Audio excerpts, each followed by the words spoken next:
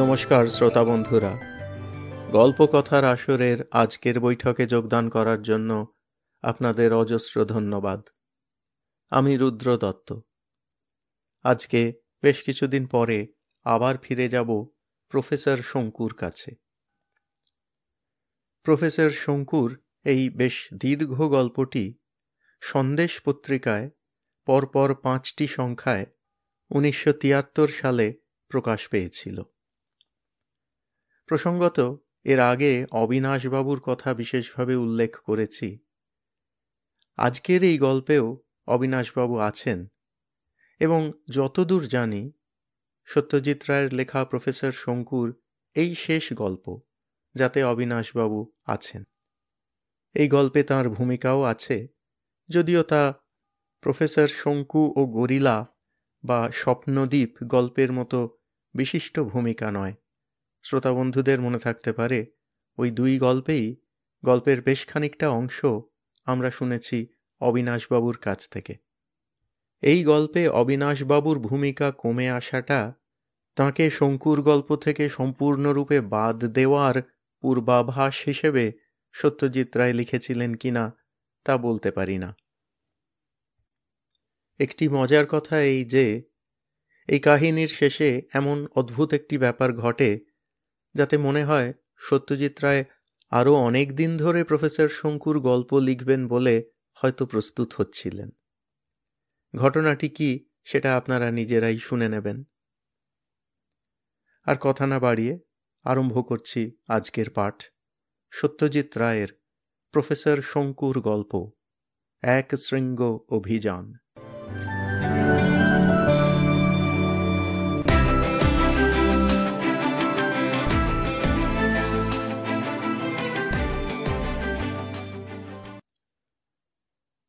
পয়লা জুলাই। আশ্চর্য খবর, তিব্বত পর্যটক চার্লস উইলার্ডের একটা ডায়েরি পাওয়া গেছে।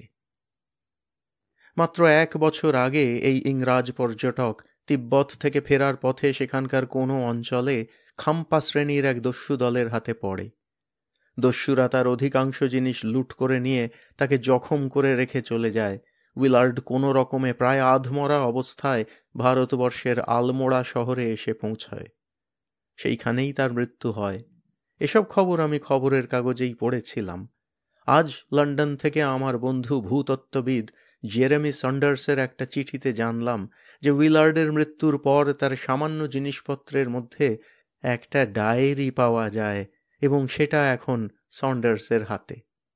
তাতে নাকি এক আশ্চর্য ব্যাপারের উল্লেখ আছে। আমার তিব্বত সম্বন্ধে প্রচণ্ড কৌতূহল, আর আমি তিব্বতী ভাষা জানি জেনে সন্ডার্স আমাকে চিঠিটা লিখেছে। সেটার একটা অংশ এখানে তুলে দিচ্ছি।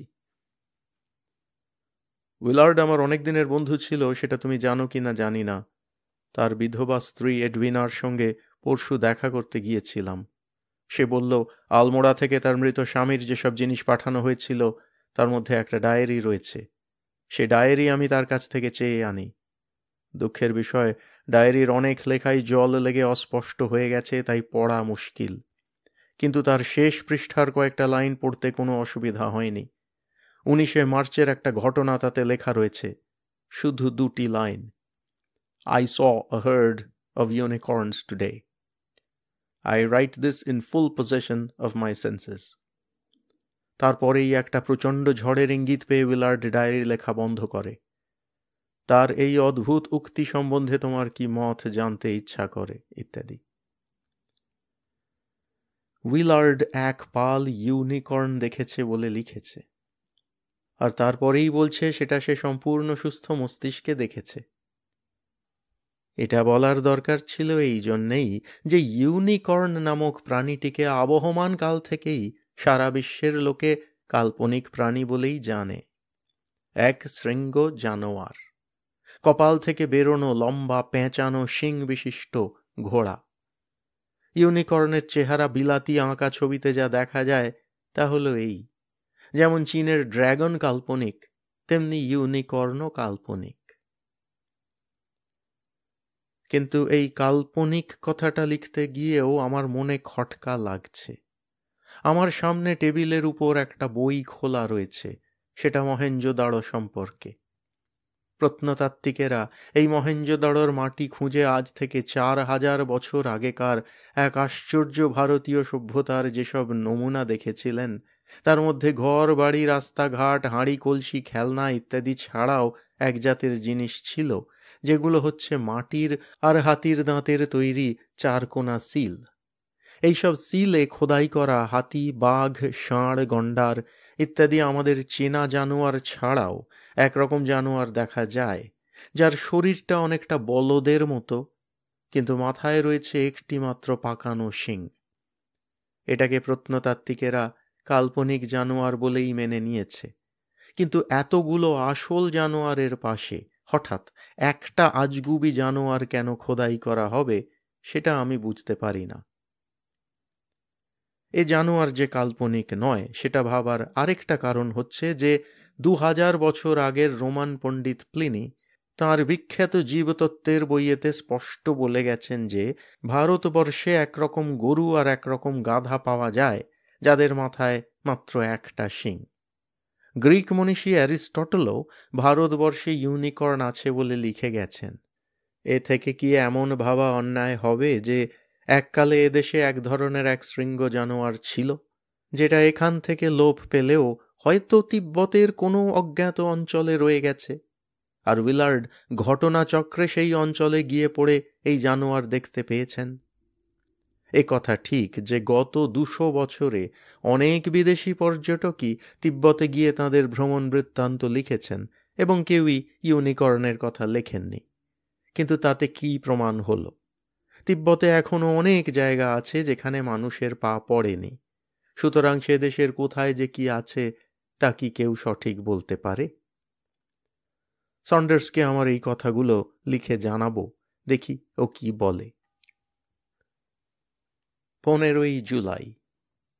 আমার চিঠির উত্তরে লেখা সন্ডার্সের চিঠিটা তুলে দিচ্ছি। প্রিয় শঙ্কু, তোমার চিঠি পেলাম।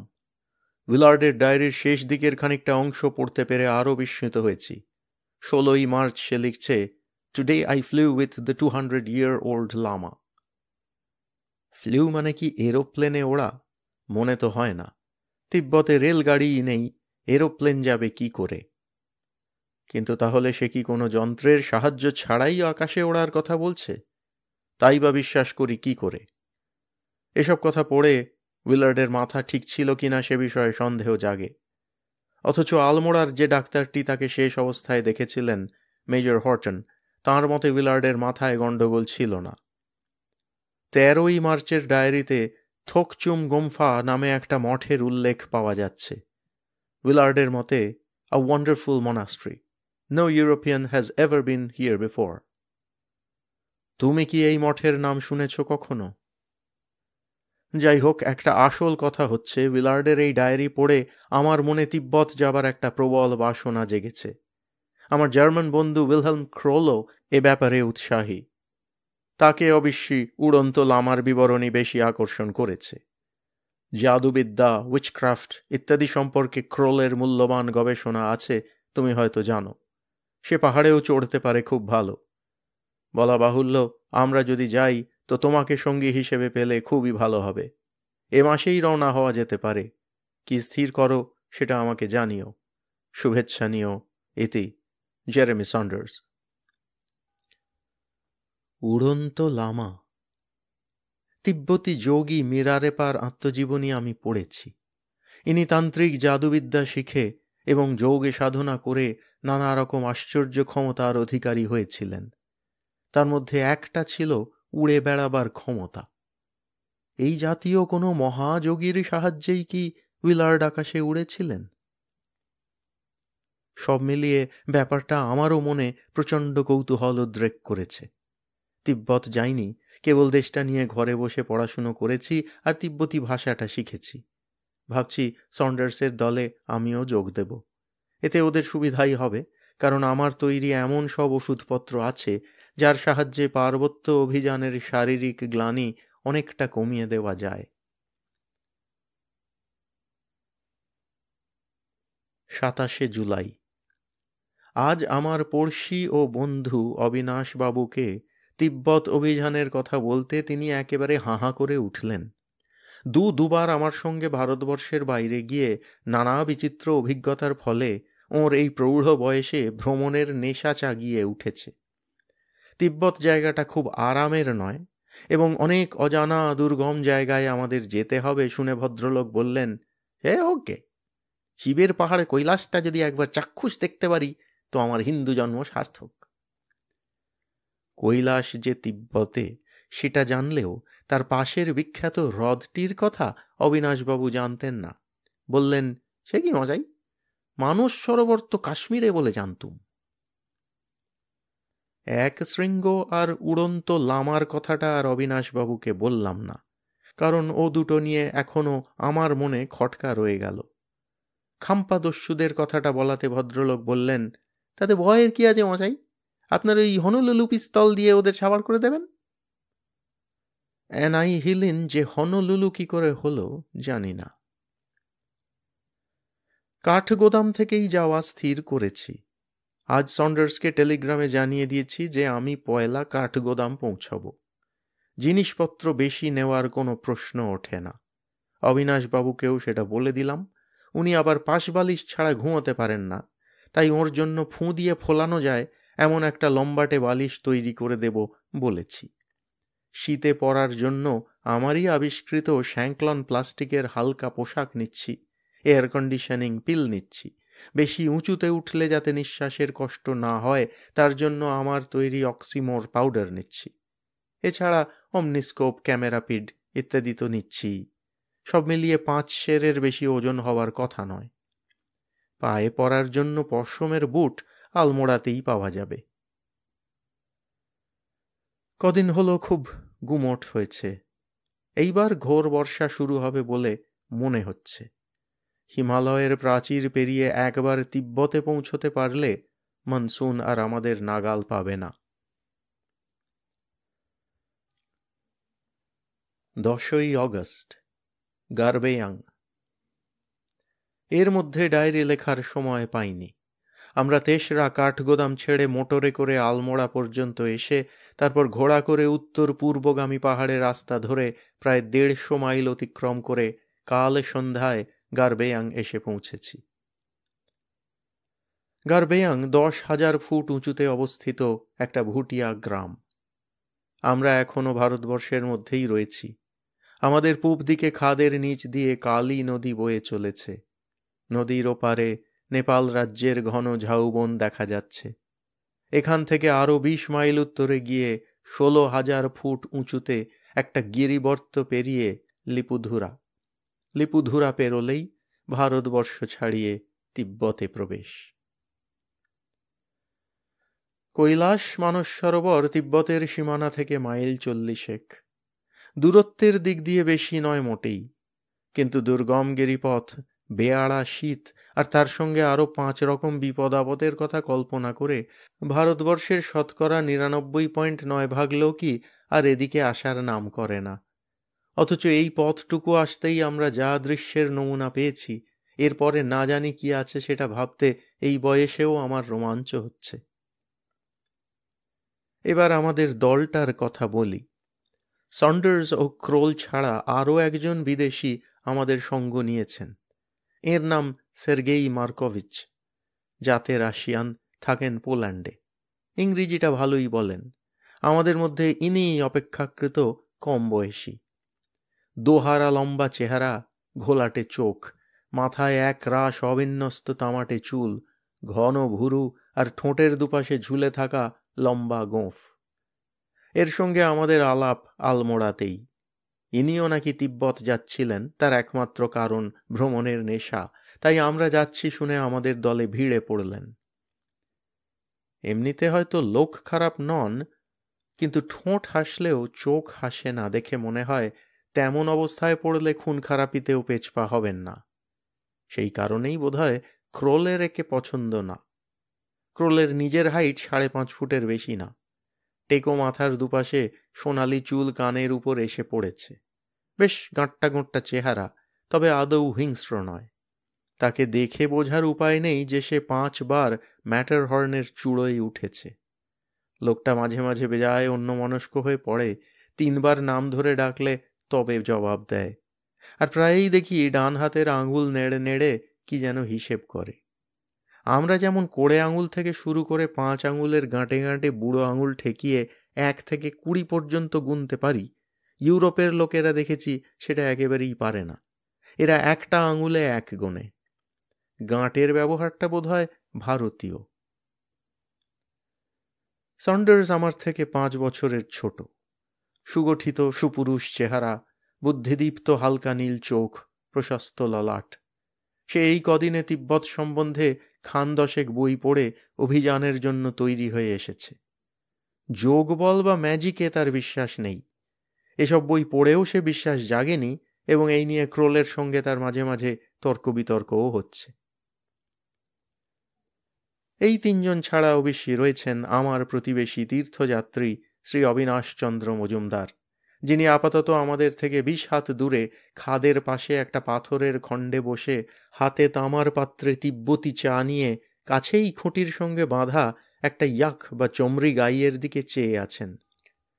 আজ সকালেই ভদ্রলোক বলছিলেন, মশাই, সেই ছেলেবেলা থেকে পুজোর কাজে চামরের ব্যবহার দেখে আসছি, আর একদিনে তার উৎপত্তি স্থল দেখলাম। সাদা চমড়ির ল্যাজ দিয়েই চামর তৈরি হয়।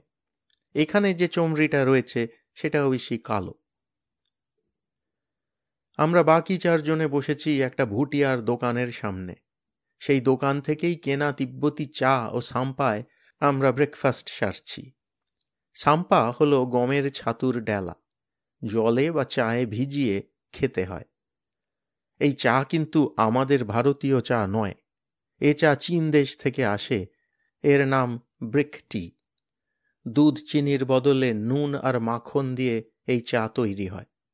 একটা লম্বা বাঁশের চোঙার মধ্যে চা ঢেলে আরেকটা বাঁশের ডান্ডা দিয়ে মোক্ষম ঘাঁটান দিলে চায়ে মাখনে একাকার হয়ে এই পানীয় প্রস্তুত হয়। তিব্বতীরা এই চা খায় দিনে 30-40 বার। চা আর সাম্পা ছাড়া আরও যেটা খায় সেটা হলো ছাগল আর চমড়ির মাংস। এসব হয়তো আমাদেরও খেতে হবে, যদিও চাল ডাল সবজি কফি টিনের খাবার ইত্যাদি আমরা সঙ্গে নিয়েছি। সেসব যতদিন চলে চলবে, তারপর সব কিছু ফুরলে রয়েছে আমার ক্ষুধা তৃষ্ণানাশক বড়ি বটিকা ইন্ডিকা।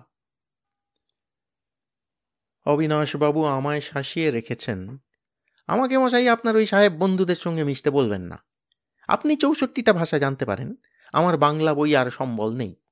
সকাল সন্ধে গুড মর্নিং গুড ইভিনিংটা বলতে পারি, এমনকি ওনাদের কেউ খাদে টাদে পড়ে গেলে গুড বাইটাও মুখ থেকে বেরিয়ে যেতে পারে। তার বেশি আর কিছু পাবেন না। আপনি বরং বলে দেবেন যে আমি একজন মৌনী সাধু, তীর্থ করতে যাচ্ছি। সত্যি অবিনাশবাবু খুবই কম কথা বলছেন। আমি একা থাকলেও কথা বলেন ফিস ফিস করে।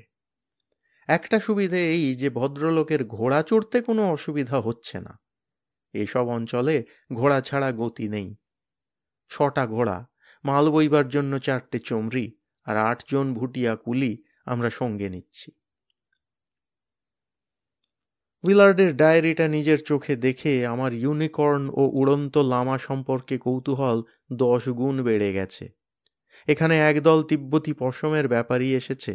তাদের একজনের সঙ্গে আলাপ করে এক শৃঙ্গ জানোয়ারের কথা জিজ্ঞেস করাতে সে বোধহয় আমাকে পাগল ভেবে দাঁত বার করে হাসতে লাগলো। উড়ন্ত লামার কথা জিজ্ঞেস করাতে সে বলল সব লামাই নাকি উড়তে পারে। আসলে এদের সঙ্গে কথা বলে কোনো ফল হবে না। উইলার্ডের সৌভাগ্য আমাদের হবে কিনা জানি না। একটা সুখবর আছে এই যে, উইলার্ডের 11ই মার্চের ডায়েরিতে একটা জায়গার উল্লেখ পাওয়া যাচ্ছে যেটার নাম দেওয়া নেই, কিন্তু ভৌগোলিক অবস্থান দেওয়া আছে। সেটা হলো ল্যাটিচিউড 33.3 নর্থ আর লঙ্গিচিউড 84 ইস্ট। ম্যাপ খুলে দেখা যাচ্ছে সেটা কৈলাসের প্রায় 100 মাইল উত্তর পশ্চিমে চাংথাং অঞ্চলে। এই চাংথাং ভয়ানক জায়গা। সেখানে গাছপালা বলতে কিছু নেই, আছে শুধু দিগন্ত বিস্তৃত বালি আর পাথরে মেশানো রুক্ষ জমির মাঝে মাঝে এক একটা হ্রদ। মানুষ বলতে এক যাযাবর শ্রেণীর লোকেরা ছাড়া কেউ থাকে না ওখানে। শীত নাকি প্রচণ্ড, আর তার উপরে আছে বরফের ঝড়, যাকে বলে ব্লিজার্ড, যা নাকি 7 পুরু পশমের জামা ভেদ করে হাড় পর্যন্ত কাঁপিয়ে দেয়। সবই সহ্য হবে যদি যাত্রার উদ্দেশ্য সফল হয়। অবিনাশবাবু বলছেন, কোনো ভাবনা নেই, ভক্তির জোর আর কৈলাসেশ্বরের কৃপায় আপনাদের সব মনস্কামনা পূর্ণ হবে। 4 আগস্ট, পুরাং উপত্যকা। 12,000 ফুট উঁচুতে একটা খরস্রোতা পাহাড়ি নদীর ধারে আমরা ক্যাম্প ফেলেছি। হাপরের সাহায্যে ধুনি জ্বালিয়ে তার সামনে মাটিতে কম্বল বিছিয়ে বসেছি। বিকেল হয়ে আসছে, চারদিকে বরফে ঢাকা পাহাড়ে ঘেরা এই জায়গাটা থেকে রোদ সরে গিয়ে আবহাওয়া দ্রুত ঠান্ডা হয়ে আসছে। আশ্চর্য এই যে এখানে সন্ধ্যা থেকে সকাল অবধি দুর্জয় শীত হলেও দুপুরের দিকে তাপমাত্রা চড়ে গিয়ে মাঝে মাঝে 80-90 ডিগ্রি ফারেনহাইট উঠে যায়। গারবেয়াং থেকে রওনা হওয়ার আগে চড়াই উঠতে হবে বলে নিঃশ্বাসের যাতে কষ্ট না হয় তার জন্য আমি সকলকে অক্সিমোর পাউডার অফার করি। সন্ডার্স ও অবিনাশবাবু আমার ওষুধ খেলেন। ক্রোল বলল সে জার্মানির পার্বত্য অঞ্চলে মাইনিংগেন শহরে থাকে, ছেলেবেলা থেকে পাহাড়ে চড়েছে, তাই তার ওষুধের দরকার হবে না। মার্কোভিচকে জিজ্ঞেস করাতে সেও বলল ওষুধ খাবে না। কেন খাবে না তার কোনো কারণ দিল না। বোধহয় আমার তৈরি ওষুধে তার আস্থা নেই। সে যে অত্যন্ত মূর্খের মতো কাজ করেছে সেটা পরে নিজেও বুঝতে পেরেছিল। ঘোড়ায় চড়ে দিব্যি চলেছিলাম আমরা পাহাড়ে পথ ধরে। বেঁটে বেঁটে তিব্বতী ঘোড়ার পিঠে আমরা 5 জন, আর আমাদের পিছনে কুলি আর মালবহী চমড়ির দল। 16,000 ফুটে গুরুফলা গিরিবর্ত পেরোতেই হিমেল বাতাসের শোঁ শোঁ শব্দ ছাপিয়ে একটা অদ্ভুত আওয়াজ আমাদের কানে এলো।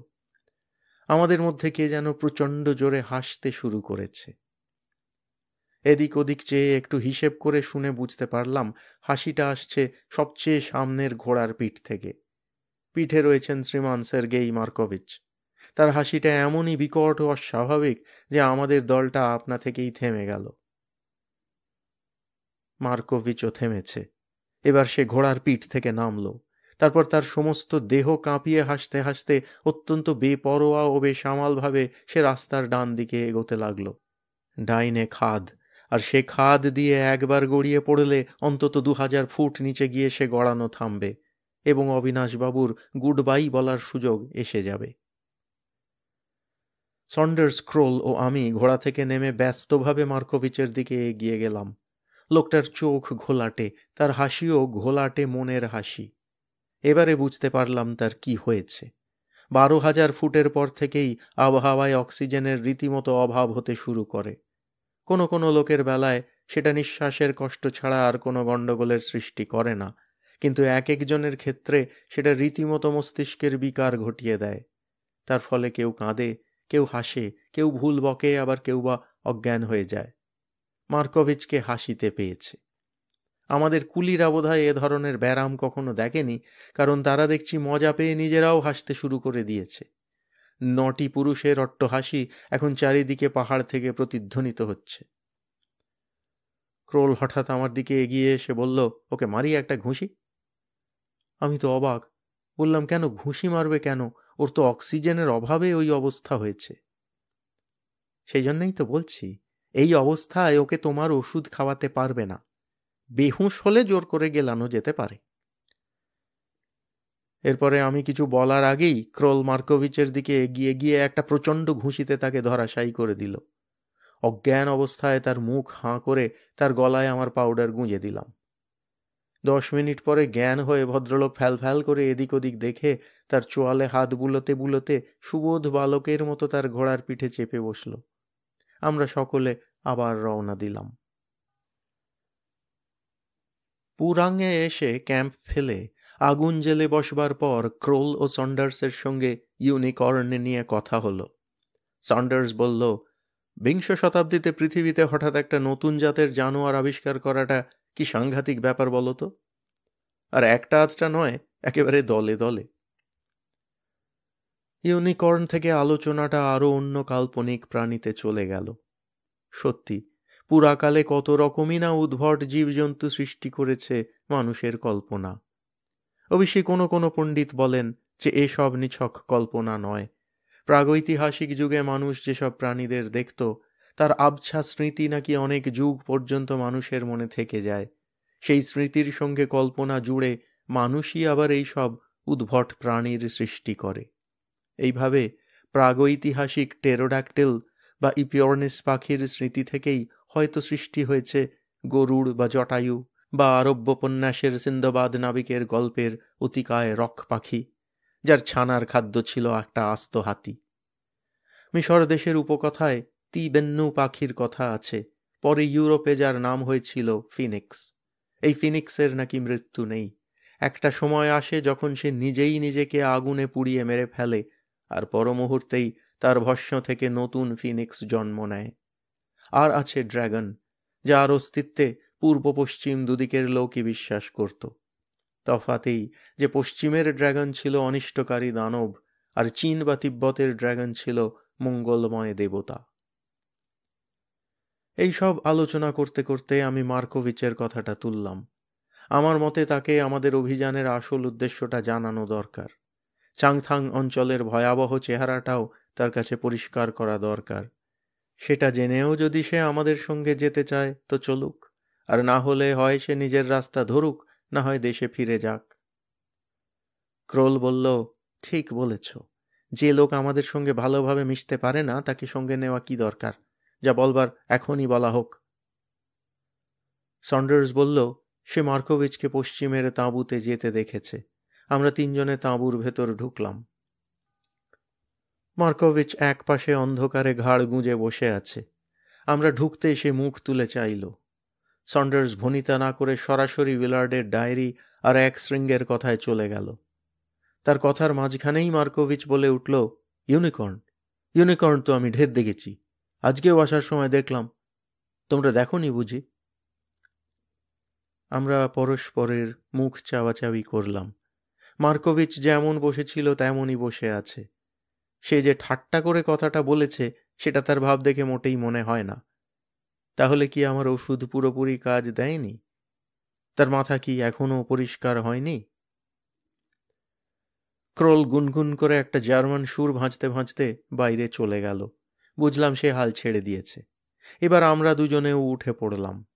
বাইরে এলে পর ক্রোল তার পাইপ ধরিয়ে বিদ্রূপের সুরে বলল, এটাও কি তোমার অক্সিজেনের অভাব বলে মনে হয়?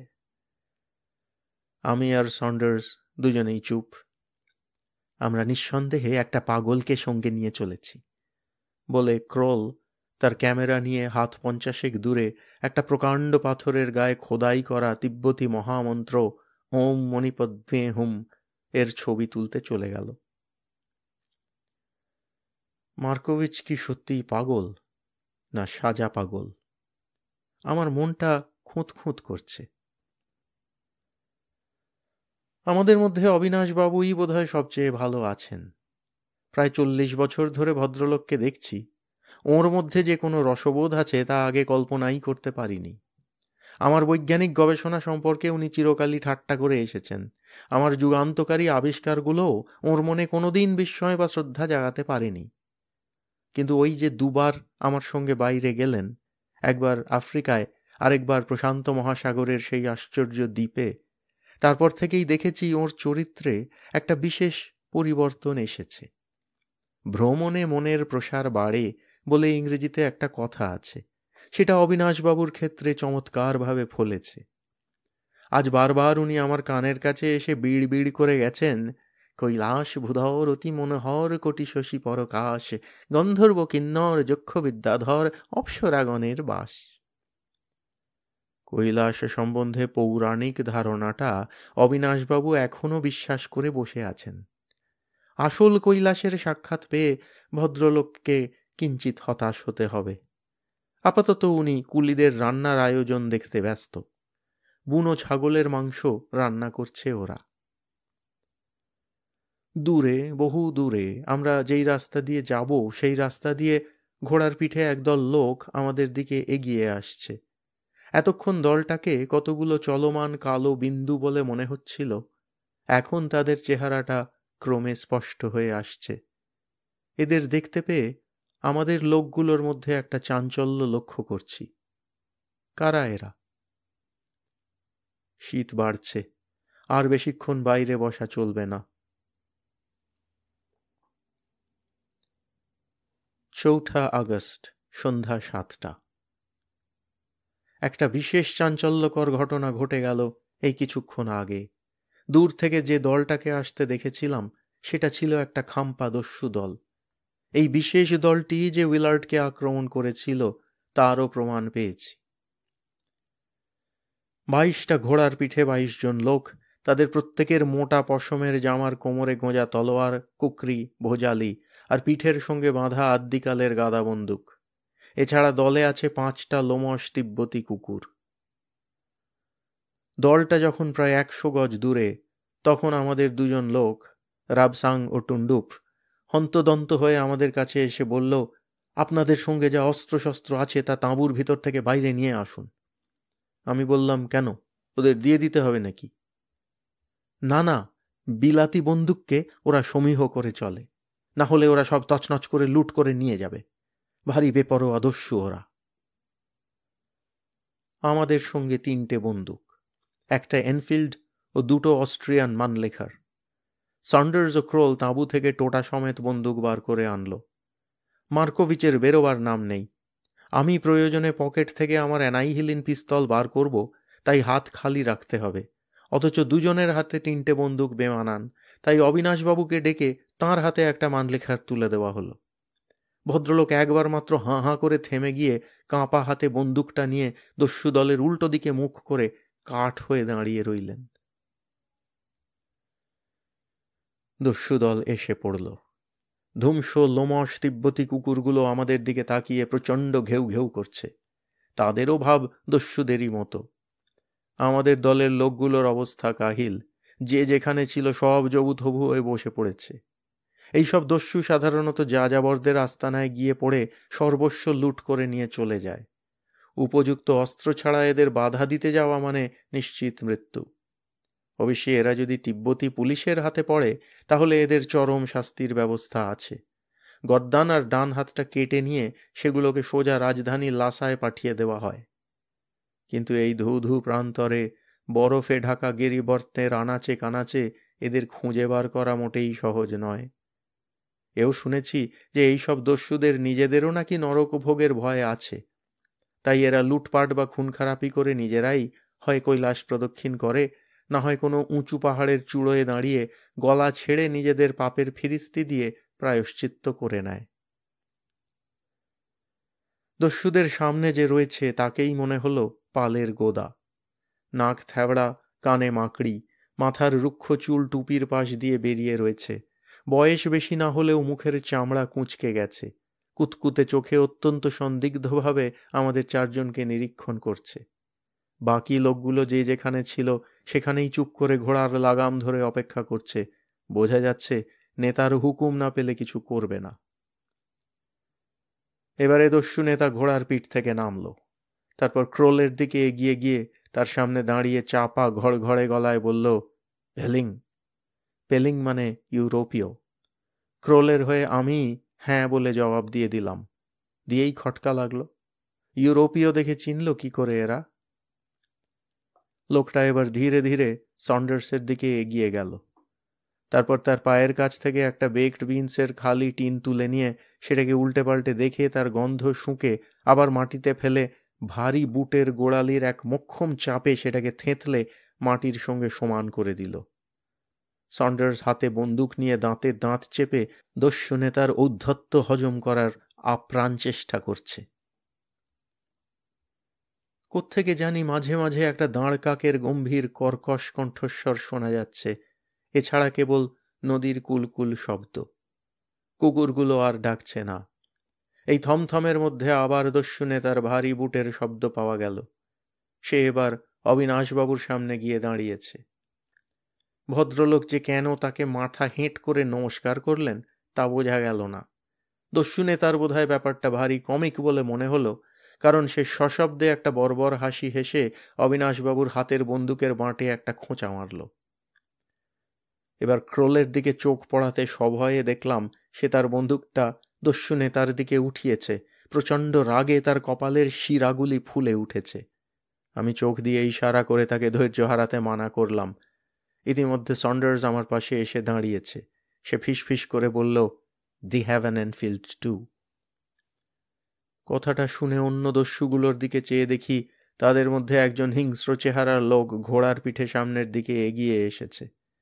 তার কাঁধে সত্যিই একটা এনফিল্ড রাইফেল। উইলার্ডের ডায়েরি থেকে জেনেছি যে তার নিজের একটা এনফিল্ড ছিল, সেটা কিন্তু আলমোড়ায় ফেরেনি। এই বন্দুক আর ইউরোপীয়দের দেখে চিনতে পারা, এই দুটো ব্যাপার থেকে বেশ বোঝা গেল যে এই দস্যু দলই উইলার্ডের মৃত্যুর জন্য দায়ী। কিন্তু তাহলেও আমাদের হাত পা বাঁধা, এরা দলে ভারী। লড়াই লাগলে হয়তো আমাদের বন্দুক আর আমার পিস্তলের সাহায্যে এদের রীতিমতো শিক্ষা দেওয়া যেত, কিন্তু সে খবর যদি অন্য খাম্পাদের কাছে গিয়ে পৌঁছায়, তাহলে কি তারা প্রতিশোধ না নিয়ে ছাড়বে? লড়াইয়ের প্রয়োজন হবে কিনা ভাবছি, দস্যু নেতা অসীম সাহসের সঙ্গে আমাদের পূর্ব দিকের ক্যাম্পটার দিকে এগিয়ে চলেছে। এমন সময় এক অদ্ভুত কাণ্ড ঘটল। অন্য ক্যাম্পটা থেকে হঠাৎ মার্কোভিচ টলতে টলতে বেরিয়ে এলো। তার ডান হাতটা সামনের দিকে তোলা, তার তর্জনী নির্দেশ করছে দস্যুদের তিব্বতী কুকুরগুলোর দিকে। পর মুহূর্তেই তার গলায় এক অদ্ভুত উল্লসিত চিৎকার শোনা গেল, ইউনিকর্ন, ইউনিকর্ন! আমরা ভালো করে ব্যাপারটা বুঝবার আগেই মার্কোভিচ দু হাত বাড়িয়ে এগিয়ে গেল একটা বিশাল লোমশ ম্যাস্টিফ কুকুরের দিকে। হয়তো তাকে আক্রমণ করা হচ্ছে মনে করেই কুকুরটা হঠাৎ রুখে দাঁড়িয়ে একটা বিশ্রী গর্জন করে মার্কোভিচের দিকে দিল একটা লাফ। কিন্তু মার্কোভিচের নাগাল পাবার আগেই সে কুকুর ভেলকির মতো ভ্যানিশ করে গেল। এর কারণ অবশ্য আমার অ্যানাইহিলিন পিস্তল। আমার ডান হাতটা অনেকক্ষণ থেকেই পকেটে পিস্তলের উপর রাখা ছিল। মোক্ষম মুহূর্তে সে হাত পিস্তল সমেত বেরিয়ে এসে কুকুরের দিকে তাক করে ঘোড়া টিপে দিয়েছে। কুকুর উধাও হবার সঙ্গে সঙ্গেই মার্কোভিচ মুহ্যমান অবস্থায় মাটিতে বসে পড়ল। ক্রোল আর সন্ডার্স মিলে তাকে কোল পাঁজা করে তাঁবুর ভিতর নিয়ে গেল। আর এদিকে এক অদ্ভুত কাণ্ড। আমার পিস্তলের মহিমা দেখে দস্যু দলের মধ্যে এক অদ্ভুত প্রতিক্রিয়া শুরু হয়েছে। তারা কেউ কেউ ঘোড়া থেকে নেমে হাঁটু গেড়ে মাটিতে বসে পড়ছে, কেউ আবার ঘোড়ার পিঠ থেকেই বারবার গড় করার ভাব করে উপুড় হয়ে পড়ছে। দস্যু নেতাও বেগতিক দেখে ইতিমধ্যে তার ঘোড়ার পিঠে উঠে পড়েছে। 22 জন দস্যুর সম্মিলিত বেপরোয়া ভাব এক মুহূর্তে এভাবে উবে যাবে তা ভাবতে পারিনি। এবার আমার মাথায় এক বুদ্ধি খেলে গেল। যে লোকটার কাছে এনফিল্ডটা ছিল তার কাছে গিয়ে বললাম, হয় তোমার বন্দুক দাও, না হয় তোমাদের পুরো দলকে নিশ্চিহ্ন করে ফেলব। সে কাঁপতে কাঁপতে তার কাঁধ থেকে বন্দুক খুলে আমার হাতে তুলে দিল। এবার বললাম, এই বন্দুক যার, তার আর কি কি জিনিস তোমাদের কাছে আছে বার করো।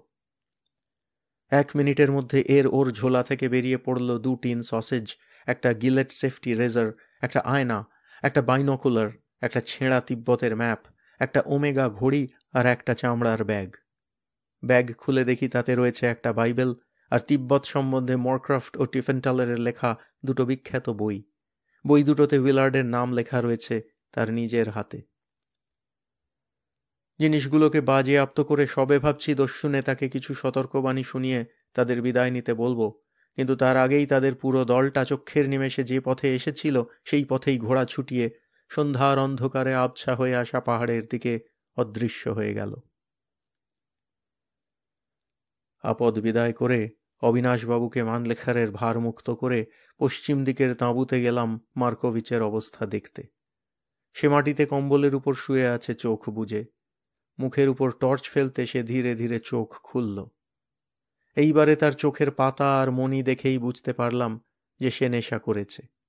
আর সে নেশা সাধারণ নেশা নয়, অত্যন্ত কড়া কোনো মাদক ব্যবহার করেছে সে। হয়তো এটা তার অনেক দিনের অভ্যাস, আর তার প্রভাবেই সে যেখানে সেখানে ইউনিকর্ন দেখতে পাচ্ছে। কোকেন, হেরোইন, মরফিয়া বা ওই জাতীয় কোনো মাদক খেলে বা ইঞ্জেকশন নিলে শুধু যে শরীরের ক্ষতি করে তা নয়, তা থেকে ব্রেনের বিকার ও তার ফলে চোখে ভুল দেখা কিছুই আশ্চর্য নয়। মার্কোভিচের মতো নেশাখোরকে সঙ্গে নিলে আমাদের এই অভিযান ভণ্ডুল হয়ে যাবে। হয় তাকে তাড়াতে হবে, না হয় তার নেশাকে তাড়াতে হবে। 15ই আগস্ট সকাল 7টা। কাল রাত্রের তাকে ডাকা সত্ত্বেও মার্কোভিচ যখন খেতে এলো না, তখন নেশার ধারণাটা আমার মনে আরও বদ্ধমূল হলো। আমি জানি এ জাতীয় ড্রাগ বা মাদক ব্যবহার করলে মানুষের খিদে তেষ্টা অনেক কমে যায়। কথাটা বলতে সন্ডার্স একেবারে ক্ষেপে উঠল, বলল, ওকে সরাসরি জেরা করতে হবে এক্ষুনি। ক্রোল বলল, তুমি অত্যন্ত বেশি ভদ্র, তোমাকে দিয়ে জেরা হবে না, ব্যাপারটা আমার হাতে ছেড়ে দাও। খাবার পরে ক্রোল সোজা তাঁবুর ভিতর গিয়ে আধ ঘুমন্ত মার্কোভিচকে বিছানা থেকে হিঁচড়ে টেনে তুলে সোজা তার মুখের উপর বলল, তোমার কাছে কি ড্রাগ আছে বার করো, আমরা জানি তুমি নেশা করো, এ নেশা তোমার ছাড়তে হবে, নয়তো তোমাকে আমরা বরফের মধ্যে পুঁতে দিয়ে চলে যাব, কেউ টের পাবে না। মার্কোভিচ পুরো ব্যাপারটা বুঝতে পারল কিনা জানি না, কিন্তু সে ক্রোলের ভাব দেখে যে ভয় পেয়েছে সেটা স্পষ্টই বোঝা গেল। সে কোনো রকমে ক্রোলের হাত থেকে নিজেকে ছাড়িয়ে নিয়ে ব্যাগের ভিতর হাত ঢুকিয়ে কিছুক্ষণ হাতড়ে তার থেকে একটা মাথার বুরুশ বার করে ক্রোলের হাতে দিল। আমার প্রথমে মনে হয়েছিল এটা তার পাগলামিরই আরেকটা লক্ষণ, কিন্তু ক্রোলের জার্মান বুদ্ধি এক নিমেষে বুঝে ফেলল যে মার্কোভিচ আসল জিনিসটাই বার করে দিয়েছে। বুরুশের কাঠের অংশটায় চাড় দিতে সেটা বাক্সের ডালার মতো খুলে গেল, আর তার তলা থেকে বেরিয়ে পড়ল ঠিক ট্যালকাম পাউডারের মতো দেখতে মিহি সাদা কোকেনের গুঁড়ো। আধ মিনিটের মধ্যে সে গুঁড়ো তিব্বতের হিমেল বাতাসে ছড়িয়ে পড়ল, আর বুরুশটা নিক্ষিপ্ত হলো খরস্রোতা পাহাড়ি নদীর জলে। কিন্তু শুধু কোকেন দূর করলেই তো হবে না, মার্কোভিচের নেশাটাকেও দূর করা চাই। আজ সকালে তার হাবভাবে মনে হচ্ছে আমার আশ্চর্য ওষুধ মিরাকিউরলে কাজ দিয়েছে। সে ইতিমধ্যেই 4 গেলাস মাখন চা, সেরখানেক ছাগলের মাংস আর বেশ কিছুটা সাম্পা খেয়ে ফেলেছে। 7ই আগস্ট, সাংচান ছাড়িয়ে। এখন দুপুর 2:30। আমরা মানস সরোবরের পথে একটা গুম্ফা বা তিব্বতী মঠের বাইরে বসে একটু বিশ্রাম করে নিচ্ছি। পথে আসতে আসতে আরও অনেক গুম্ফা দেখেছি। এগুলোর প্রত্যেকটাই এক একটা পাহাড়ের চূড়ো বেছে বেছে তার উপর তৈরি করা হয়েছে, এবং প্রত্যেকটা থেকেই চমৎকার দৃশ্য দেখা যায়। লামাদের সৌন্দর্যবোধ আছে, এ কথা স্বীকার করতেই হয়। আমাদের সামনে উত্তর দিকে 25,000 ফুট উঁচু গুরলা মান্ধাতা পর্বত সদর্পে মাথা তুলে দাঁড়িয়ে আছে। এছাড়া চারিদিকে আরও অনেক বরফে ঢাকা পাহাড়ের চূড়ো দেখতে পাচ্ছি। আর কিছু দূর গেলেই কৈলাস মানস সরোবরের দর্শন মিলবে, অবিনাশবাবুর যাত্রা সার্থক হবে। আপাতত মান্ধাতা দেখেই তাঁর সম্ভ্রম ও বিস্ময়ের সীমা নেই। বারবার বলছেন, গায়ে কাঁটা দিচ্ছে মশাই, মহাভারতের যুগে চলে এসেছি, কি ভয়ানক ব্যাপার। বলা বাহুল্য, এখনো পর্যন্ত এক শৃঙ্গের কোনো চিহ্ন নেই। জানোয়ারের মধ্যে বুনো ছাগল, ভেড়া, গাধা, চমরি এসব তো হামেশাই দেখছি। মাঝে মধ্যে এক আধটা খরগোশ ও মেঠো ইঁদুরও দেখা যায়।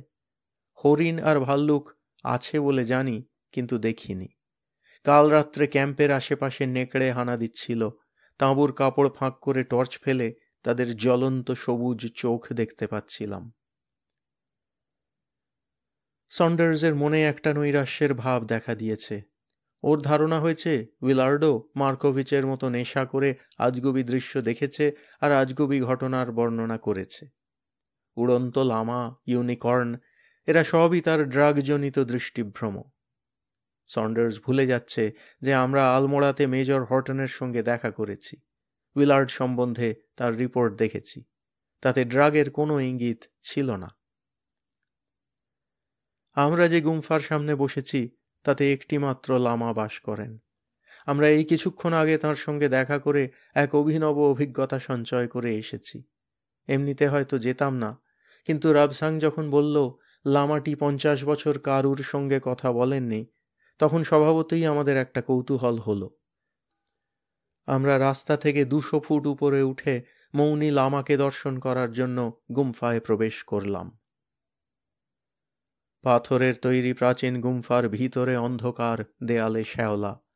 আসল কক্ষের ভিতর পিছন দিকে একটা লম্বা তাকে 7-8টা মাঝারি আকারের বৌদ্ধ দেবদেবীর মূর্তি রয়েছে। তার মধ্যে অন্তত 3খানা যে খাঁটি সোনার তৈরি তাতে কোনো সন্দেহ নেই। প্রদীপ জ্বলছে। এক পাশে একটা পাত্রে এক তাল মাখন রাখা রয়েছে। ঘিয়ের বদলে এই মাখনই ব্যবহার হয় প্রদীপের জন্য। একদিকের দেওয়ালের গায়ে তাকের উপর থরে থরে সাজানো রয়েছে লাল কাপড়ে মোড়া প্রাচীন তিব্বতী পুঁথি। অবিনাশবাবু একটা বিশেষ জায়গায় আঙুল দেখিয়ে বললেন, ভৌতিক ব্যাপার বলে মনে হচ্ছে মশাই। চেয়ে দেখি সেখানে একটা মড়ার খুলি রয়েছে। আমি বললাম, ওটা চা খাওয়ার পাত্র। অবিনাশবাবুর চোখ কপালে উঠে গেল।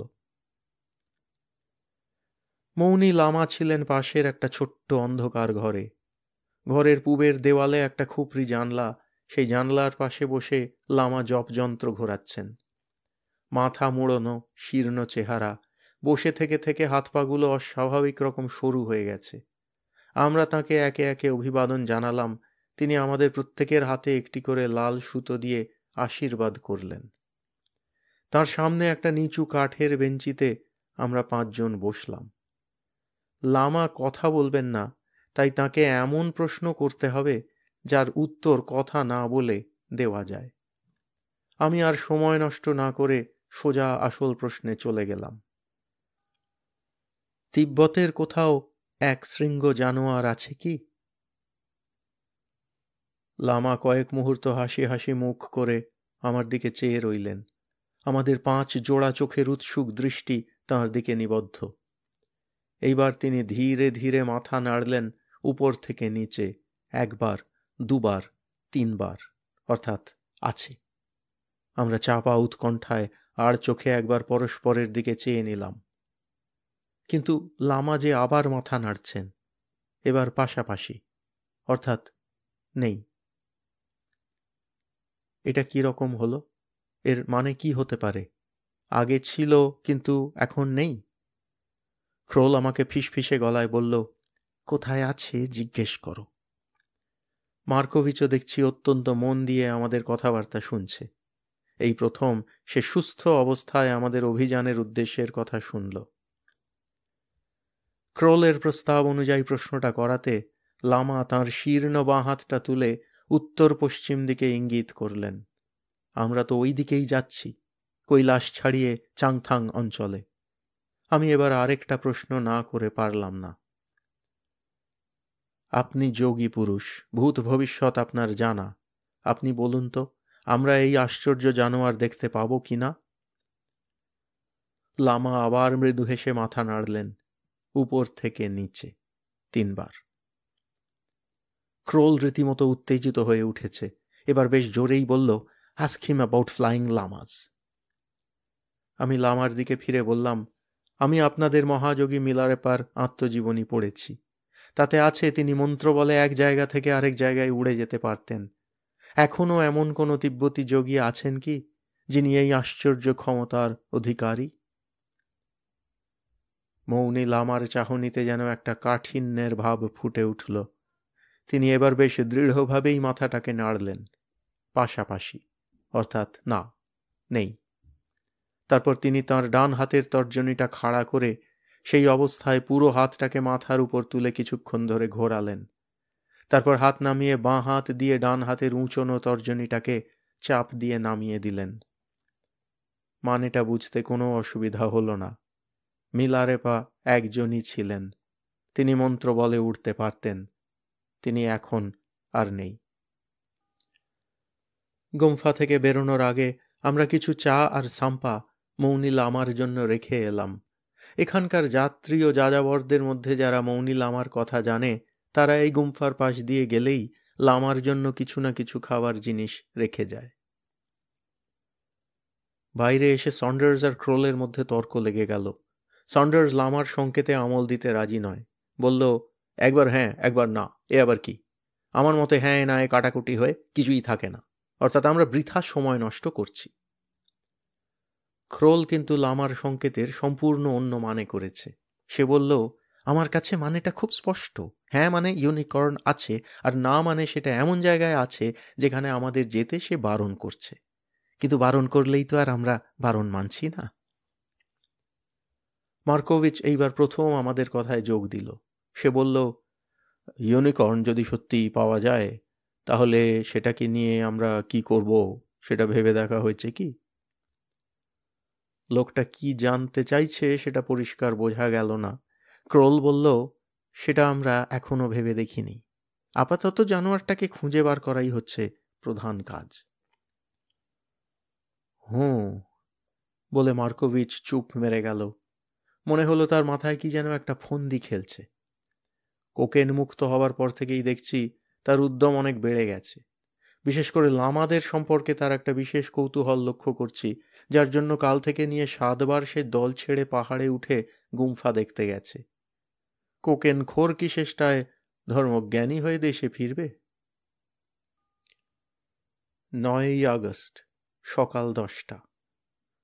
আমরা এইমাত্র চুসুংলাগিরিবর্ত পেরিয়ে রাবণ হ্রদ ও তার পিছনে কৈলাসের তুষারাবৃত ডিম্বাকৃতি শিখরের সাক্ষাৎ পেলাম। এই রাবণ হ্রদের তিব্বতী নাম রাক্ষসতাল, আর কৈলাসকে এরা বলে কাংরিম্পোচে। হ্রদটা তেমন পবিত্র কিছু নয়, কিন্তু কৈলাস দেখা মাত্র আমাদের কুলিরা সাষ্টাঙ্গ প্রণাম করল। অবিনাশবাবু প্রথমে কেমন ভ্যাবাচাকা খেয়ে গিয়েছিলেন, শেষটায় খেয়াল হওয়া মাত্র একসঙ্গে শিবের 8-10টা নাম উচ্চারণ করে হাঁটু গেড়ে বারবার মাটিতে মাথা ঠেকাতে লাগলেন। রাবণ হ্রদের পূব দিকে মানস সরোবর। কালই পৌঁছে যাব বলে মনে হয়। 10ই আগস্ট, দুপুর 2:30টা। মানস সরোবরের উত্তর পশ্চিমে একটা জলকুণ্ডের ধারে বসে আমরা বিশ্রাম করছি। আমাদের বাঁদিকের চড়াইটা পেরিয়ে খানিকটা পথ গেলেই হ্রদের দেখা পাব। গত 1 মাসে এই প্রথম আমরা সকলে স্নান করলাম। প্রচণ্ড গরম জল, তাতে সালফার বা গন্ধক রয়েছে। জলের উপর ধোঁয়া আর শ্যাওলার আবরণ। আশ্চর্য তাজা বোধ করছি স্নানটা করে। এখন ডায়েরি লিখতাম না, কিন্তু একটা ঘটনা ঘটে গেছে যেটা লিখে রাখা দরকার। আমি আর অবিনাশবাবু কুণ্ডের পশ্চিম দিকটায় নেমেছিলাম, আর সাহেব 3 জন নেমেছিলেন দক্ষিণ দিকে। স্নান সেরে ভিজে কাপড় শুকোনোর অপেক্ষায় বসে আছি, এমন সময় ক্রোল আমার কাছে এসে গল্প করার ভান করে হাসি হাসি মুখে চাপা গলায় বলল, খুব জটিল ব্যাপার। আমি বললাম, কেন, কি হয়েছে? মার্কোভিচ, লোকটা ভণ্ড, জোচ্চোর। আবার কি করল? আমি জানি ক্রোল মার্কোভিচকে মোটেই পছন্দ করে না। বললাম, ব্যাপারটা খুলে বলো। ক্রোল সেই রকম হাসি হাসি ভাব করেই বলতে লাগলো, একটা পাথরের পিছনে আমাদের গরম জামাগুলো খুলে আমরা জলে নেমেছিলাম। আমি একটা ডুব দিয়েই উঠে পড়ি। মার্কোভিচের কোট আমার কোটের পাশেই রাখা ছিল। ভিতরের পকেটটা দেখতে পাচ্ছিলাম। তাতে কি আছে দেখার লোভ সামলাতে পারলাম না। 3টে চিঠি ছিল, ব্রিটিশ ডাক টিকিট। প্রত্যেকটি জন মার্কাম নামক কোনো ভদ্রলোককে লেখা।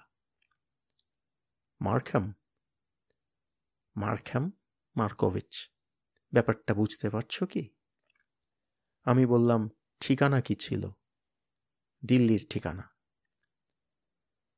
জন মার্কাম, জন মার্কাম, নামটা চেনা চেনা মনে হচ্ছে। কোথায় শুনেছি আগে? ঠিক কথা, বছর 3 আগের খবরের কাগজের একটা খবর। সোনা স্মাগল করার ব্যাপারে লোকটা ধরা পড়েছিল, জন মার্কাম। জেলও হয়েছিল, কিভাবে যেন পালায়। একটা পুলিশকে গুলি করে মেরেছিল। জন মার্কাম, লোকটা ইংরেজ, ভারতবর্ষে আছে বহুদিন, নৈনিতালে একটা হোটেল চালাতো। পলাতক আসামি, এখন নাম ভাঁড়িয়ে পোল্যান্ডবাসী রাশিয়ান সেজে আমাদের সঙ্গ নিয়েছে। তিব্বত হবে তার গা ঢাকা দেবার জায়গা, কিংবা আরও অন্য কোনো কুকীর্তির মতলবে এসেছে এখানে। ভণ্ডই বটে, ডেঞ্জারাস লোক। ক্রোলের গোয়েন্দাগিরির প্রশংসা করতে হয়। প্রথমে ওর অন্যমনস্ক ভাব দেখে ও যে এতটা চতুর তা বুঝতে পারিনি। আমি ক্রোলকে মার্কামের ঘটনাটা বললাম। ক্রোলের মুখে এখনো হাসি। সেটার প্রয়োজন এই কারণে যে মার্কোভিচ কুণ্ডের দক্ষিণ দিক থেকে আমাদের দেখতে পাচ্ছে। তার বিষয়ে কথা হচ্ছে, সেটা তাকে বুঝতে দেওয়া চলে না। ক্রোল খোশ গল্পের মেজাজে একবার সশব্দে হেসে পরক্ষণেই গলা নামিয়ে বলল, আমার ইচ্ছা ওকে ফেলে রেখে যাওয়া, ওর তুষার সমাধি হোক, ওটাই হবে ওর শাস্তি। প্রস্তাবটা আমার কাছে ভালো মনে হলো না।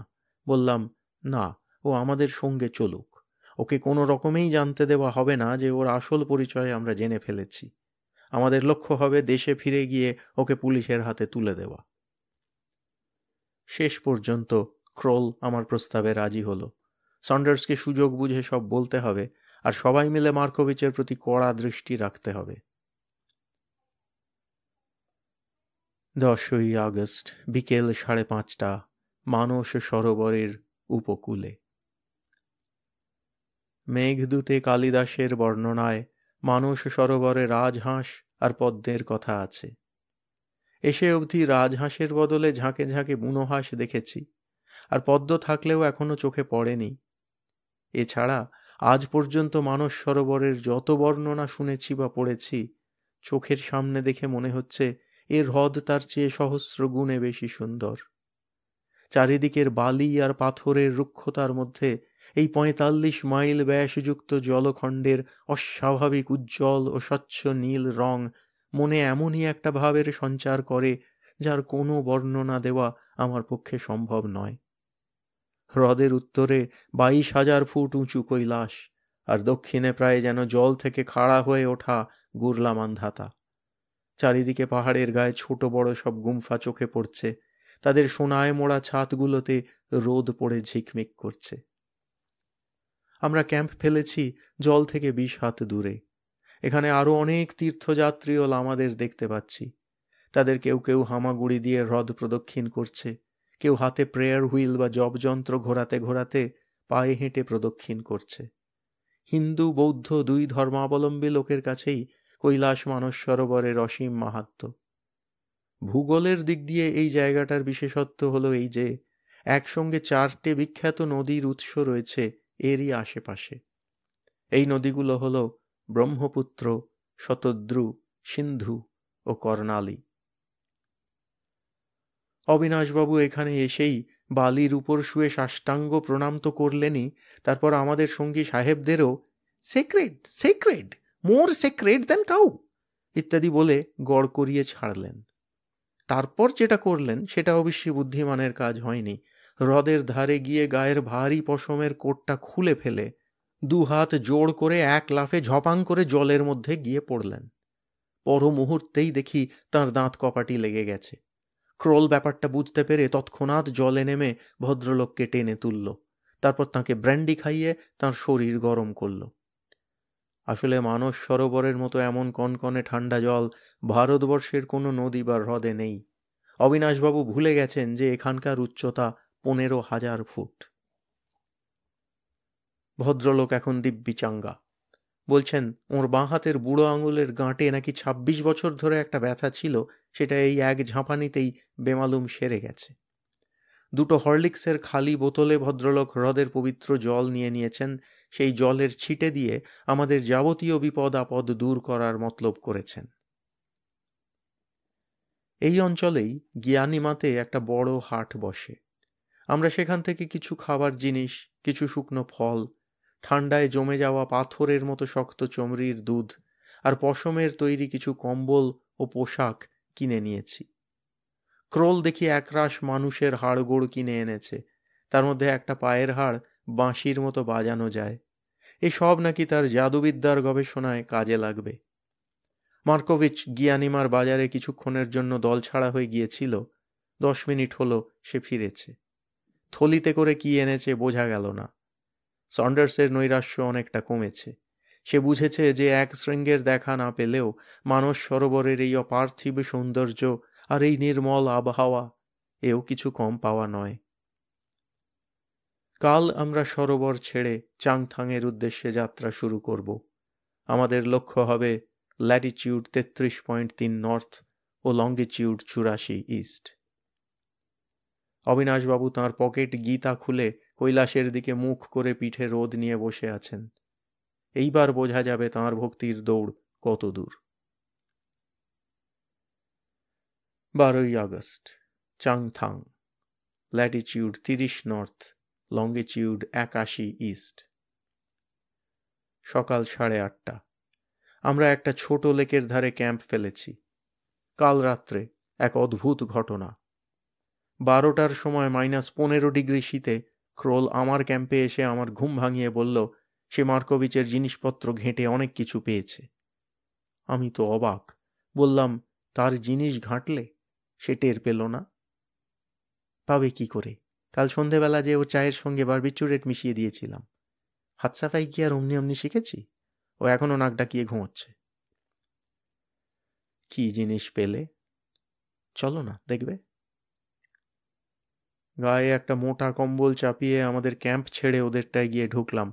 ঢুকতেই একটা তীব্র আধ চেনা গন্ধ নাকে এলো। বললাম, এ কিসের গন্ধ?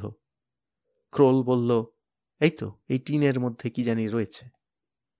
টিনের কৌটোটা হাতে নিয়ে ঢাকনা খুলতেই বিস্ময়ে হতবাক হয়ে গেলাম। এ যে কস্তুরী, ধরা গলায় বললাম আমি। কস্তুরীই বটে, এতে কোনো সন্দেহ নেই। তিব্বতে কস্তুরী মৃগ বা মাস্ক ডিয়ার পাওয়া যায়। সারা পৃথিবী থেকেই প্রায় লোপ পেতে বসেছে এই জানোয়ার। একটা মাঝারি কুকুরের সাইজের হরিণ, তার পেটের ভিতর পাওয়া যায় কস্তুরী নামক এই আশ্চর্য জিনিস। এটার প্রয়োজন হয় গন্ধদ্রব্য বা পারফিউম তৈরির কাজে। 1 তোলা কস্তুরীর দাম হলো প্রায় 30 টাকা। আসবার পথে ভারতবর্ষ ও তিব্বতের সীমানায় আসকোট শহরে এক ব্যবসাদারের কাছে জেনেছিলাম যে তিনি একাই সরকারি লাইসেন্সে গত বছরে প্রায় 4 লাখ টাকার কস্তুরী বিদেশে রপ্তানি করেছেন। আমি বললাম, এই কস্তুরী কি গিয়ানিমার হাটে কিনেছে নাকি মার্কোভিচ? কিনেছে? প্রশ্নটা করল সন্ডার্স, তার কথায় তিক্ত ব্যঙ্গের সুর। এই দেখো না, এগুলো কি সব ওর কেনা? সন্ডার্স একটা ঝোলা ফাঁক করে একরাশ কালো চমড়ির লোমের ভিতর থেকে 5টা বৌদ্ধ দেবদেবীর মূর্তি বার করল। সেগুলোর সাইজ 1 বিঘতের বেশি না, কিন্তু প্রত্যেকটি মূর্তি সোনার তৈরি। এছাড়া আরও মূল্যবান জিনিস ঝোলায় ছিল, একটা পাথর বসানো সোনার বজ্র, একটা সোনার পাত্র, খান 30 আলগা পাথর ইত্যাদি।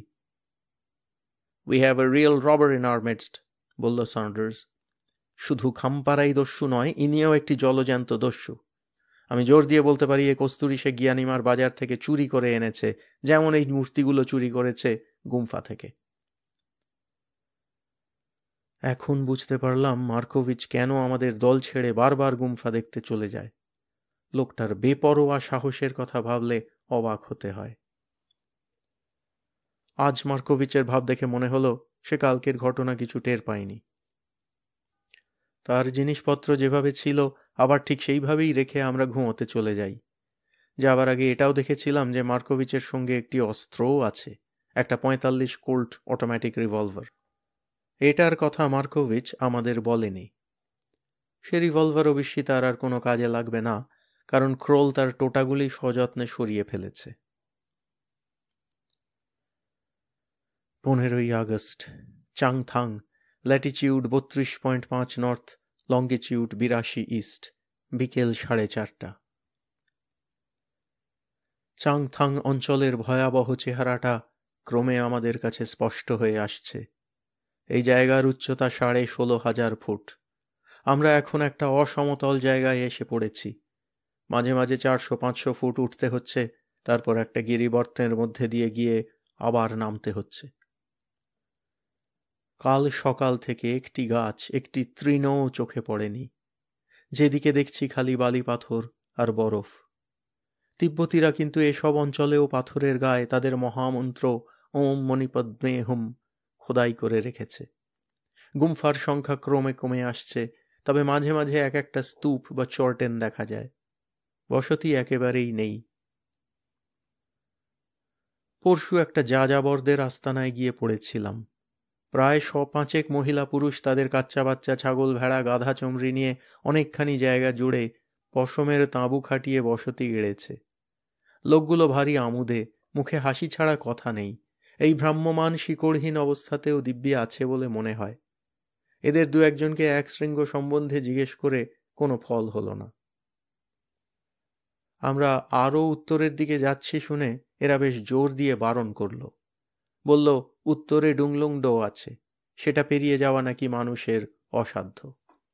ডুংলুংডো কি জিজ্ঞেস করাতে যা বর্ণনা দিল, তাতে বুঝলাম সেটা অনেকখানি জায়গা জুড়ে একটা দুর্লঙ্ঘ প্রাচীর। তার পিছনে কি আছে কেউ জানে না। এই প্রাচীর এরা কেউই দেখেনি, কিন্তু বহুকাল থেকেই নাকি তিব্বতীরা এর কথা জানে। আদ্যিকালে কোনো কোনো লামা নাকি সেখানে গেছে, কিন্তু গত 300 বছরের মধ্যে কেউ যায়নি।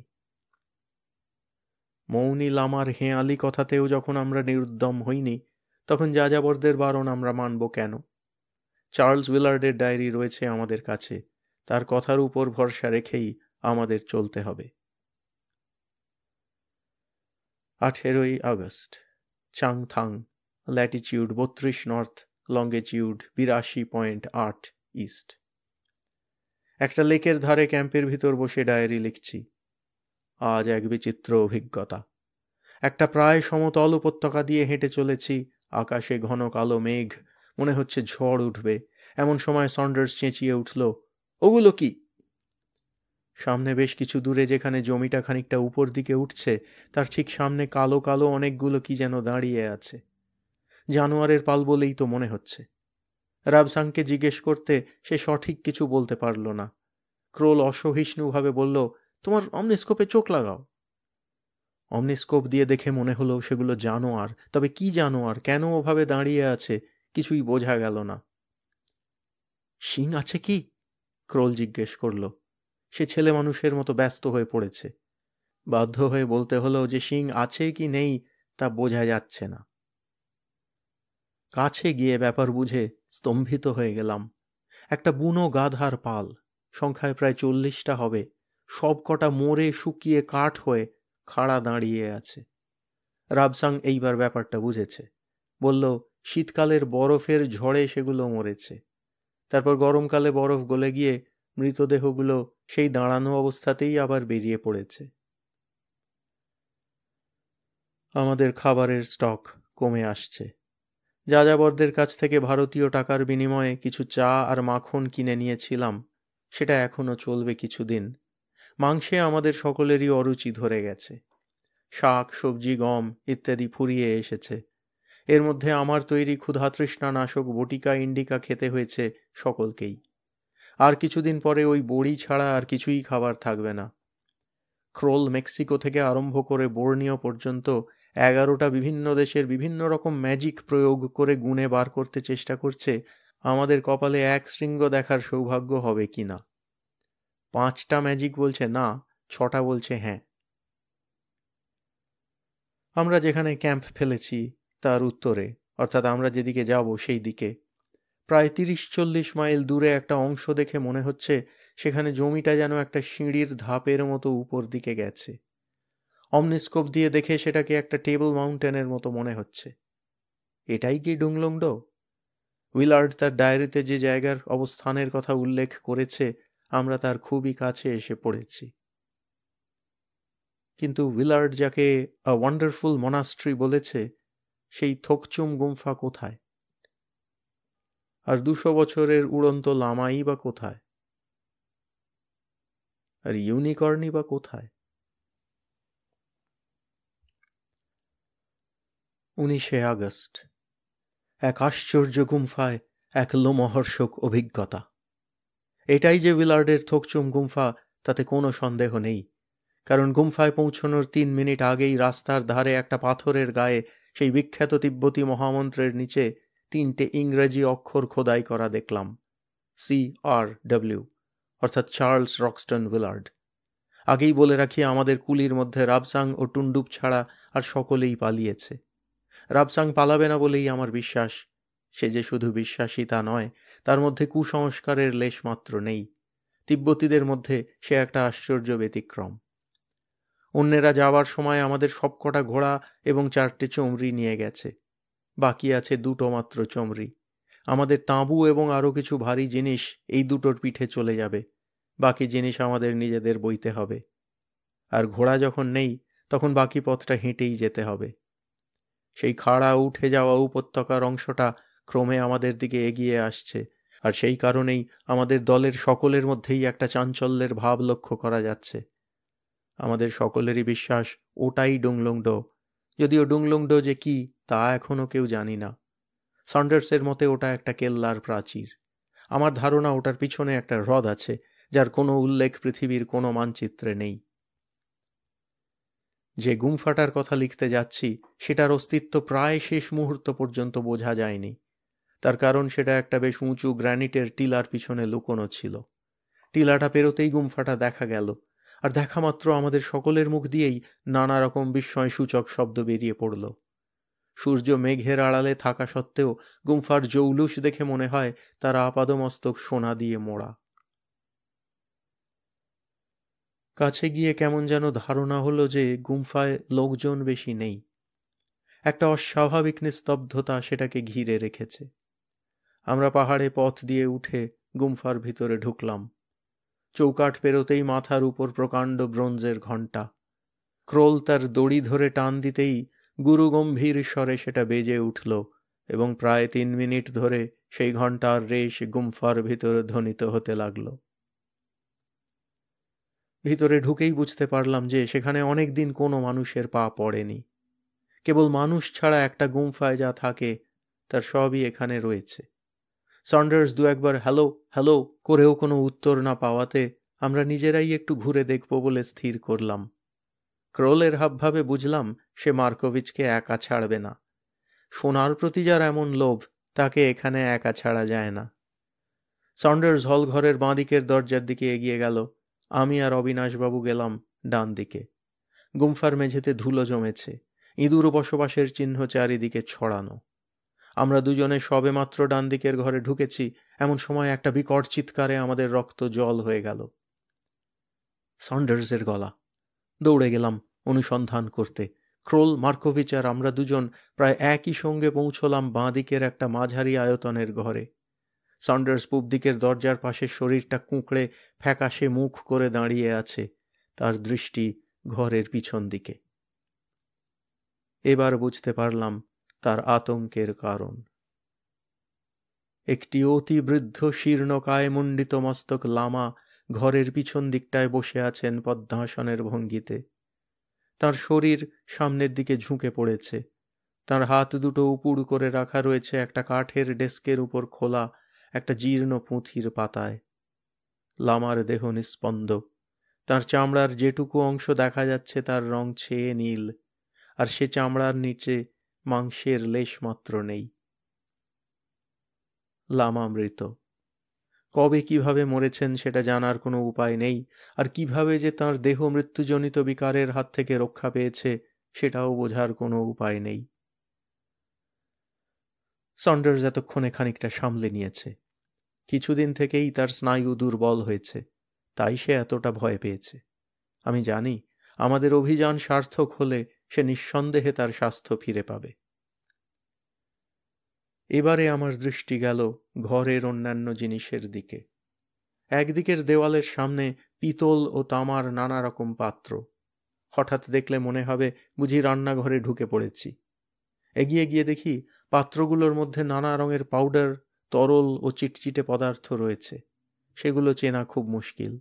অন্যদিকের দেয়ালে সারি সারি তাকে রাখা রয়েছে অজস্র পুঁথি, আর তার নিচে মেঝেতে রয়েছে আশ্চর্য সুন্দর কাজ করা পাথর বসানো 8 জোড়া তিব্বতী পশমের বুট জুতো। এছাড়া ঘরের সর্বত্র ছড়ানো রয়েছে নানা রকম হাড়, মাথার খুলি, জানোয়ারের লোম ইত্যাদি। ক্রোল বলে উঠল, এই প্রথম একটা গুম্ফায় এসে তিব্বতী ম্যাজিকের গন্ধ পাচ্ছি। আমার ভয় ডর বলে কিছু নেই, তাই আমি এগিয়ে গেলাম লামার মৃতদেহের দিকে। তিনি কোন বিষয়ে অধ্যয়ন করতে করতে দেহ রক্ষা করেছেন সেটা জানা দরকার। আগেই লক্ষ্য করেছি যে পুঁথির অক্ষরগুলো দেবনাগরী, তিব্বতী নয়। পুঁথিটা ধরে টান দিতে সেটা মৃত লামার হাতের তলা থেকে বেরিয়ে চলে এলো আমার হাতে। লামার হাত দুটো সেই একইভাবে রয়ে গেল চৌকির 2 ইঞ্চি উপরে। পুঁথির পাতা উল্টে পাল্টে বুঝতে পারলাম তার বিষয়টা বৈজ্ঞানিক। ক্রোল জিজ্ঞেস করাতে বললাম সেটা চিকিৎসা শাস্ত্র সম্পর্কে, যদিও জানি আসলে তা নয়। যাই হোক, আর সময় নষ্ট না করে সেটাকে সঙ্গে নিয়ে মৃত লামাকে সেই বসা অবস্থাতেই রেখে আমরা গুম্ফার অন্ধকার থেকে দিনের আলোয় বেরিয়ে এলাম। এখন দুপুর 2টো। আমি গুম্ফার সামনেই একটা পাথরের উপর বসে আছি। পুঁথির অনেকখানি পড়া হয়ে গেছে। তিব্বতে যে ধর্মের বাইরেও কোনো কিছুর চর্চা হয়েছে এই পুঁথিই তার প্রমাণ। অবশ্যই এই বিশেষ লামাটি ছাড়া এই বিশেষ বিষয়টি নিয়ে কেউ চর্চা করেছে কিনা সন্দেহ। এতে যা বলা হয়েছে তার সঙ্গে ধর্মের কোনো সম্পর্ক নেই। পুঁথির নাম উড্ডয়ন সূত্রম। নিছক রাসায়নিক উপায়ে মানুষ কিভাবে আকাশে উড়তে পারে তারই নির্দেশ দেওয়া হয়েছে এতে। এই উড্ডয়ন সূত্রমের কথা আমি শুনেছি। বৌদ্ধ যুগে তক্ষশিলায় একজন মহাপণ্ডিত ছিলেন, তার নাম ছিল বিদ্যুৎধমনী। তিনিই এই বৈজ্ঞানিক সূত্র রচনা করেন এবং করার কিছু পরেই তিব্বত চলে যান, আর তিনি ভারতবর্ষে ফেরেননি। তাঁর বিজ্ঞান সম্বন্ধেও ভারতবর্ষে কেউ কোনোদিন কিছু জানতে পারেনি। পুঁথি পড়ে এক আশ্চর্য পদার্থের কথা জানা যাচ্ছে, যার নাম ngmung। এই ngmung-এর সাহায্যে মানুষের ওজন এত কমিয়ে দেওয়া যায় যে একটা দমকা বাতাস এলে সে মানুষ রাজহংসের দেহচ্যুত পালকের মতো শূন্যে ভেসে বেড়াতে পারে। এই ngmung যে কিভাবে তৈরি করতে হয় সেটা পুঁথিতে লেখা আছে, কিন্তু তার জন্যে যেসব প্রয়োজনীয় উপাদানের কথা বলা হয়েছে তার একটারও নাম আমি কখনো শুনিনি। বলিক, শলক্র, ত্রিগন্ধা, অভ্রনীল, থুমা, জড়া, এই কোনোটাই আমার জানা নয়। যার হাতের তলা থেকে পুঁথিটা নিয়ে এলাম তিনি নিশ্চয়ই জানতেন, এবং এই সব উপাদানের সাহায্যে তিনি নিশ্চয়ই ngmung তৈরি করতে সক্ষম হয়েছিলেন। নিঃসন্দেহে ইনি সেই 200-year-old লামা, যাঁর সঙ্গে উইলার্ড ওই ngmung-এর সাহায্যেই আকাশে উড়েছিলেন। ইনি যে গত 1 বছরের মধ্যে পরলোক গমন করবেন সেটা আমাদের দুর্ভাগ্য, না হলে আমাদের পক্ষেও নিশ্চয়ই উইলার্ডের মতো আকাশে ওড়া সম্ভব হতো। সকলে রওনা হবার জন্য তৈরি। লেখা বন্ধ করি। 20 August, latitude 33.3 north, longitude 84 east. উইলার্ডের ডায়েরিতে এই জায়গাতেই ক্যাম্প ফেলার উল্লেখ আছে। আমরাও তাই করেছি। আমরা বলতে যা ছিল তার চেয়ে 2 জন কম, কারণ মার্কোভিচ ওরফে মার্খাম উধাও, আর সেই নিশ্চয়ই সঙ্গে করে টুন্ডুপকে নিয়ে গেছে। শুধু তাই নয়, আমাদের 2টি চমড়ির একটিও গেছে। আমি কদিন থেকেই মার্কোভিচকে মাঝে মাঝে টুন্ডুপের সঙ্গে কথা বলতে দেখেছি, তখন অতটা গা করিনি। এখন বুঝতে পারছি ভিতরে ভিতরে একটা ষড়যন্ত্র চলছিল। ঘটনাটা ঘটে কাল বিকেলে। গুম্ফা থেকে রওনা হবার ঘণ্টা 2-এর মধ্যেই আমাদের একটা প্রলয়ঙ্কর ঝড়ে পড়তে হয়েছিল, যাকে বলে ব্লাইন্ডিং স্টর্ম। সাময়িকভাবে সত্যিই আমরা একেবারে দিশাহারা হয়ে পড়েছিলাম। কে কোথায় রয়েছে, কোন দিকে যাচ্ছে, কিছুই বুঝতে পারছিলাম না। প্রায় আধ ঘন্টা পরে ঝড় কমলে পর দেখি 2টি মানুষ আর একটি চমড়ি কম। তার উপরে যখন দেখলাম যে একটি বন্দুকও কম, তখন বুঝতে বাকি রইল না যে ব্যাপারটা অ্যাক্সিডেন্ট নয়। মার্কোভিচ প্ল্যান করেই পালিয়েছে এবং তার ফেরার কোনো মতলব নেই। একদিক দিয়ে বলা যেতে পারে আপদ বিদায় হলো, কিন্তু সেই সঙ্গে আবার আফসোস হলো যে তার শয়তানির উপযুক্ত শাস্তি হলো না। ক্রোল তো চুল ছিঁড়তে বাকি রেখেছে, বলেছে এসব লোকের সঙ্গে ভালো মানুষই করার ফল হচ্ছে এই। যাই হোক, যে চলে গেছে তার কথা ভেবে আর লাভ নেই। আমরা তাকে ছাড়াই ডুংলুংডোর উদ্দেশ্যে পাড়ি দেব। উত্তরে চাইলেই এখন ডুংলুংডোর প্রাচীর দেখতে পাচ্ছি, এখনো মাইল 5 দূর। তা সত্ত্বেও প্রাচীরের বিশালত্ব সহজেই অনুমান করা যায়। পূব পশ্চিমে অন্তত মাইল 20-25 লম্বা বলে মনে হয়। উত্তর দক্ষিণের দৈর্ঘ্য বোঝার কোনো উপায় নেই। বোধহয় ডুংলুংডোর দিক থেকেই একটা গন্ধ মাঝে মাঝে হাওয়ায় ভেসে আসছে। সেটাকে প্রথমে কস্তুরী বলে মনে হয়েছিল, কিন্তু এখন অন্যরকম লাগছে। সেটা কিসের গন্ধ বলা শক্ত, শুধু এটুকু বলতে পারি যে এমন খুশবু আমাদের কারুর নাকে এর আগে কখনো প্রবেশ করেনি। আবার ঝোড়ো বাতাস আরম্ভ হলো। এবার তাঁবুতে গিয়ে ঢুকি। 20 আগস্ট, দুপুর 1:30। আকাশ মেঘাচ্ছন্ন, চারিদিক ঘোলাটে অন্ধকার, তার মধ্যে লক্ষ বাঁশির মতো শব্দ করে বরফের ঝড় বইছে। ভাগ্যিস জ্ঞানীমার বাজার থেকে বিলিতি তাঁবুর বদলে তিব্বতী পশমের তাঁবু কিনে নিয়েছিলাম। আজ সারাটা দিন এই ক্যাম্পেই থাকতে হবে বলে মনে হচ্ছে। 20 আগস্ট, বিকেল 5টা। আমাদের তিব্বত অভিযানের একটা হাইলাইট বা বিশেষ স্মরণীয় ঘটনা এই কিছুক্ষণ আগে ঘটে গেল। 3টে নাগাদ ঝড়টা একটু কমলে পর রাবসাং আমাদের 4 জনকে মাখন চা দিয়ে গেল।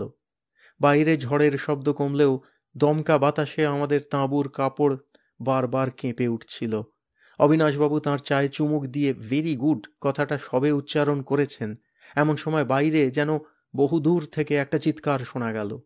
পুরুষ কণ্ঠে পরিত্রাহী চিৎকার। কথা বোঝার উপায় নেই, শুধু আর্তনাদের সুরটা বোঝা যাচ্ছে। আমরা 4 জনে চায়ের পাত্র রেখে ব্যস্তভাবে তাঁবুর বাইরে এলাম। Help, help, save me, help. এবার বোঝা যাচ্ছে, কণ্ঠস্বরও চেনা যাচ্ছে। একদিন মার্কোভিচ ইংরেজি বলেছে রাশিয়ান উচ্চারণে, এই প্রথম তার মুখে খাঁটি ইংরেজের উচ্চারণ শুনলাম। কিন্তু লোকটা কোথায়?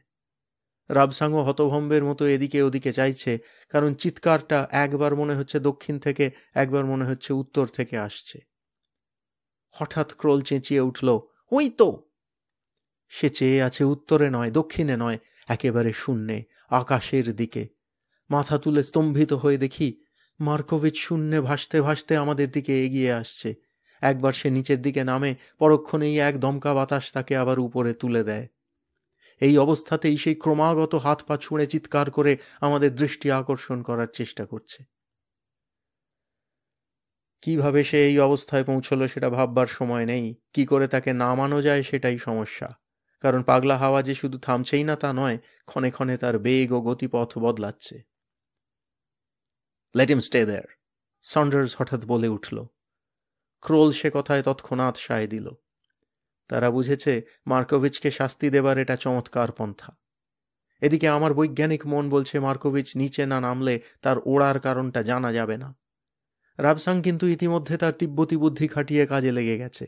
5 মিনিটের মধ্যে সে খান 10 লম্বা চমড়ির লোমের দড়ি পরস্পরের সঙ্গে গেরো বেঁধে, তার এক মাথায় একটা পাথর বেঁধে সেটাকে মার্কোভিচের দিকে তাক করে ছোঁড়ার জন্য তৈরি হলো। ক্রোল তাকে গিয়ে বাধা দিল। মার্কোভিচ এখন আমাদের মাথার উপর এসে পড়েছে। ক্রোল তার দিকে ফিরে কর্কশ গলায় চিৎকার করে বলল, ড্রপ দ্যাট গান ফার্স্ট, অর্থাৎ আগে তোমার হাত থেকে বন্দুকটা নিচে ফেলো। মার্কোভিচের হাতে বন্দুক রয়েছে সেটা এতক্ষণ দেখিনি। মার্কোভিচ বাধ্য ছেলের মতো তার হাতের মানলিখারটা ছেড়ে দিল, আর সেটা আমাদের থেকে 10 হাত দূরে মাটিতে পড়ে খানিকটা আলগা বরফ চারদিকে ছিটিয়ে দিল। এবার রাবসাং দড়ির মাথায় বাঁধা পাথরটা মার্কোভিচের দিকে ছুঁড়ে দিল। অব্যর্থ লক্ষ্য। মার্কোভিচ খপ করে সেটা লুফে নিল। তারপর রাবসাং একাই অনায়াসে তাকে টেনে মাটিতে নামিয়ে আনল। এইবার লক্ষ্য করলাম যে মৃত লামার ঘরে যে বাহারের বুট জুতো দেখেছিলাম তারই এক জোড়া রয়েছে মার্কোভিচের পায়ে। এছাড়া তার কাঁধের ঝোলার ভিতর থেকেও গুম্ফার অনেক জিনিস বেরোলো, তার অধিকাংশই সোনার। ডাকাত হাতে হাতে ধরা পড়েছে ঠিকই, কিন্তু সেই সঙ্গে এমনই একটা আশ্চর্য জিনিসের সন্ধান সে আমাদের দিয়েছে যে তাকে শাস্তি বা ধমক দেওয়ার কথাটা আমাদের মনেই হলো না। মার্কোভিচ আমাদের ছেড়ে পালিয়েছিল ঠিকই, আর তার মতলব ছিল যাবার পথে মৃত লামার গুম্ফা থেকে বেশ কিছু মূল্যবান দ্রব্য সরিয়ে নেওয়া। মূর্তি টুর্তি ঝোলায় ভরার পর তার বুটের কথাটা মনে পড়ে। সেদিন থেকেই তার লোভ লেগেছিল ওই জিনিসটার ওপর। বুট নিয়ে বাইরে এসে সেটা পরে 2-1 পা হেঁটেই বুঝতে পারে নিজেকে বেশ হালকা লাগছে। এইভাবে টুন্ডুপ সমেত 2 মাইল সে দিব্যি চলেছিল। এমন সময় এক উত্তরমুখী ঝড় এসে তার সমস্ত ফন্দি ভণ্ডুল করে দিয়ে তাকে আকাশে তুলে নিয়ে আবার আমাদেরই কাছে এনে হাজির করে। ক্রোল ও সন্ডার্স স্বভাবতই এই কাহিনী শুনে একেবারে হতভম্ব। তখন আমি তাদের পুঁথি আর অঙ্গমুঙ্গের কথাটা বললাম। কিন্তু তার সঙ্গে এই বুটের সম্পর্ক কি? প্রশ্ন করল সন্ডার্স। আমি বললাম, পুঁথিতে এই ইংমুংয়ের সঙ্গে মানুষের গুলফো বা গোড়ালির একটা সম্পর্কের কথা বলা আছে। আমার বিশ্বাস এই দুইয়ের সংযোগেই মানুষের দেহের ওজন কমে যায়। আমি জানি ওই বুটের শুকতলায় ইংমুংয়ের প্রলেপ লাগানো আছে। অন্য সময় হলে কি হতো জানি না। চোখের সামনে মার্কোভিচকে উড়তে দেখে ক্রোল ও সন্ডার্স দুজনকেই আমার সিদ্ধান্ত মেনে নিতে হলো। বলা বাহুল্য, এই তিব্বতী বুট আমাদের প্রত্যেকেরই একটা করে চাই। রাবসাংকে বলতে সে বলল সে নিজেই গুম্ফা থেকে আমাদের 4 জনের জন্য 4 জোড়া জুতো নিয়ে আসবে। মার্কোভিচ এখন একেবারে সুবোধ বালকটি।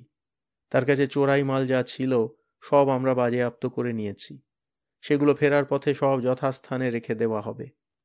মার্কোভিচ জানে যে আমাদের কাছে তার মুখোশ খুলে গেছে।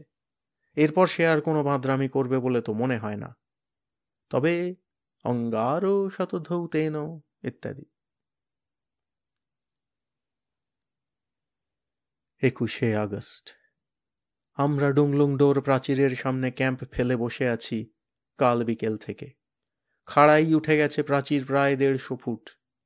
এটা যে কি দিয়ে তৈরি তা ভূতত্ত্ববিদ সন্ডার্স পর্যন্ত বলতে পারল না। কোনো চেনা পাথরের সঙ্গে এই গোলাপি পাথরের কোনো মিল নেই।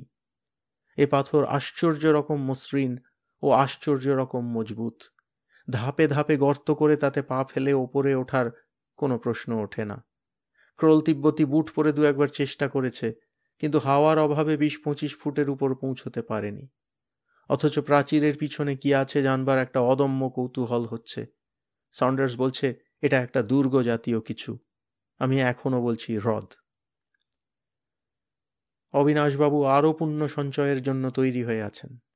প্রাচীরের পিছন থেকে কোনো রকম শব্দ না পেলেও ক্ষণে ক্ষণে পরিবর্তনশীল মন মাতানো গন্ধে চারিদিক মশগুল হয়ে আছে।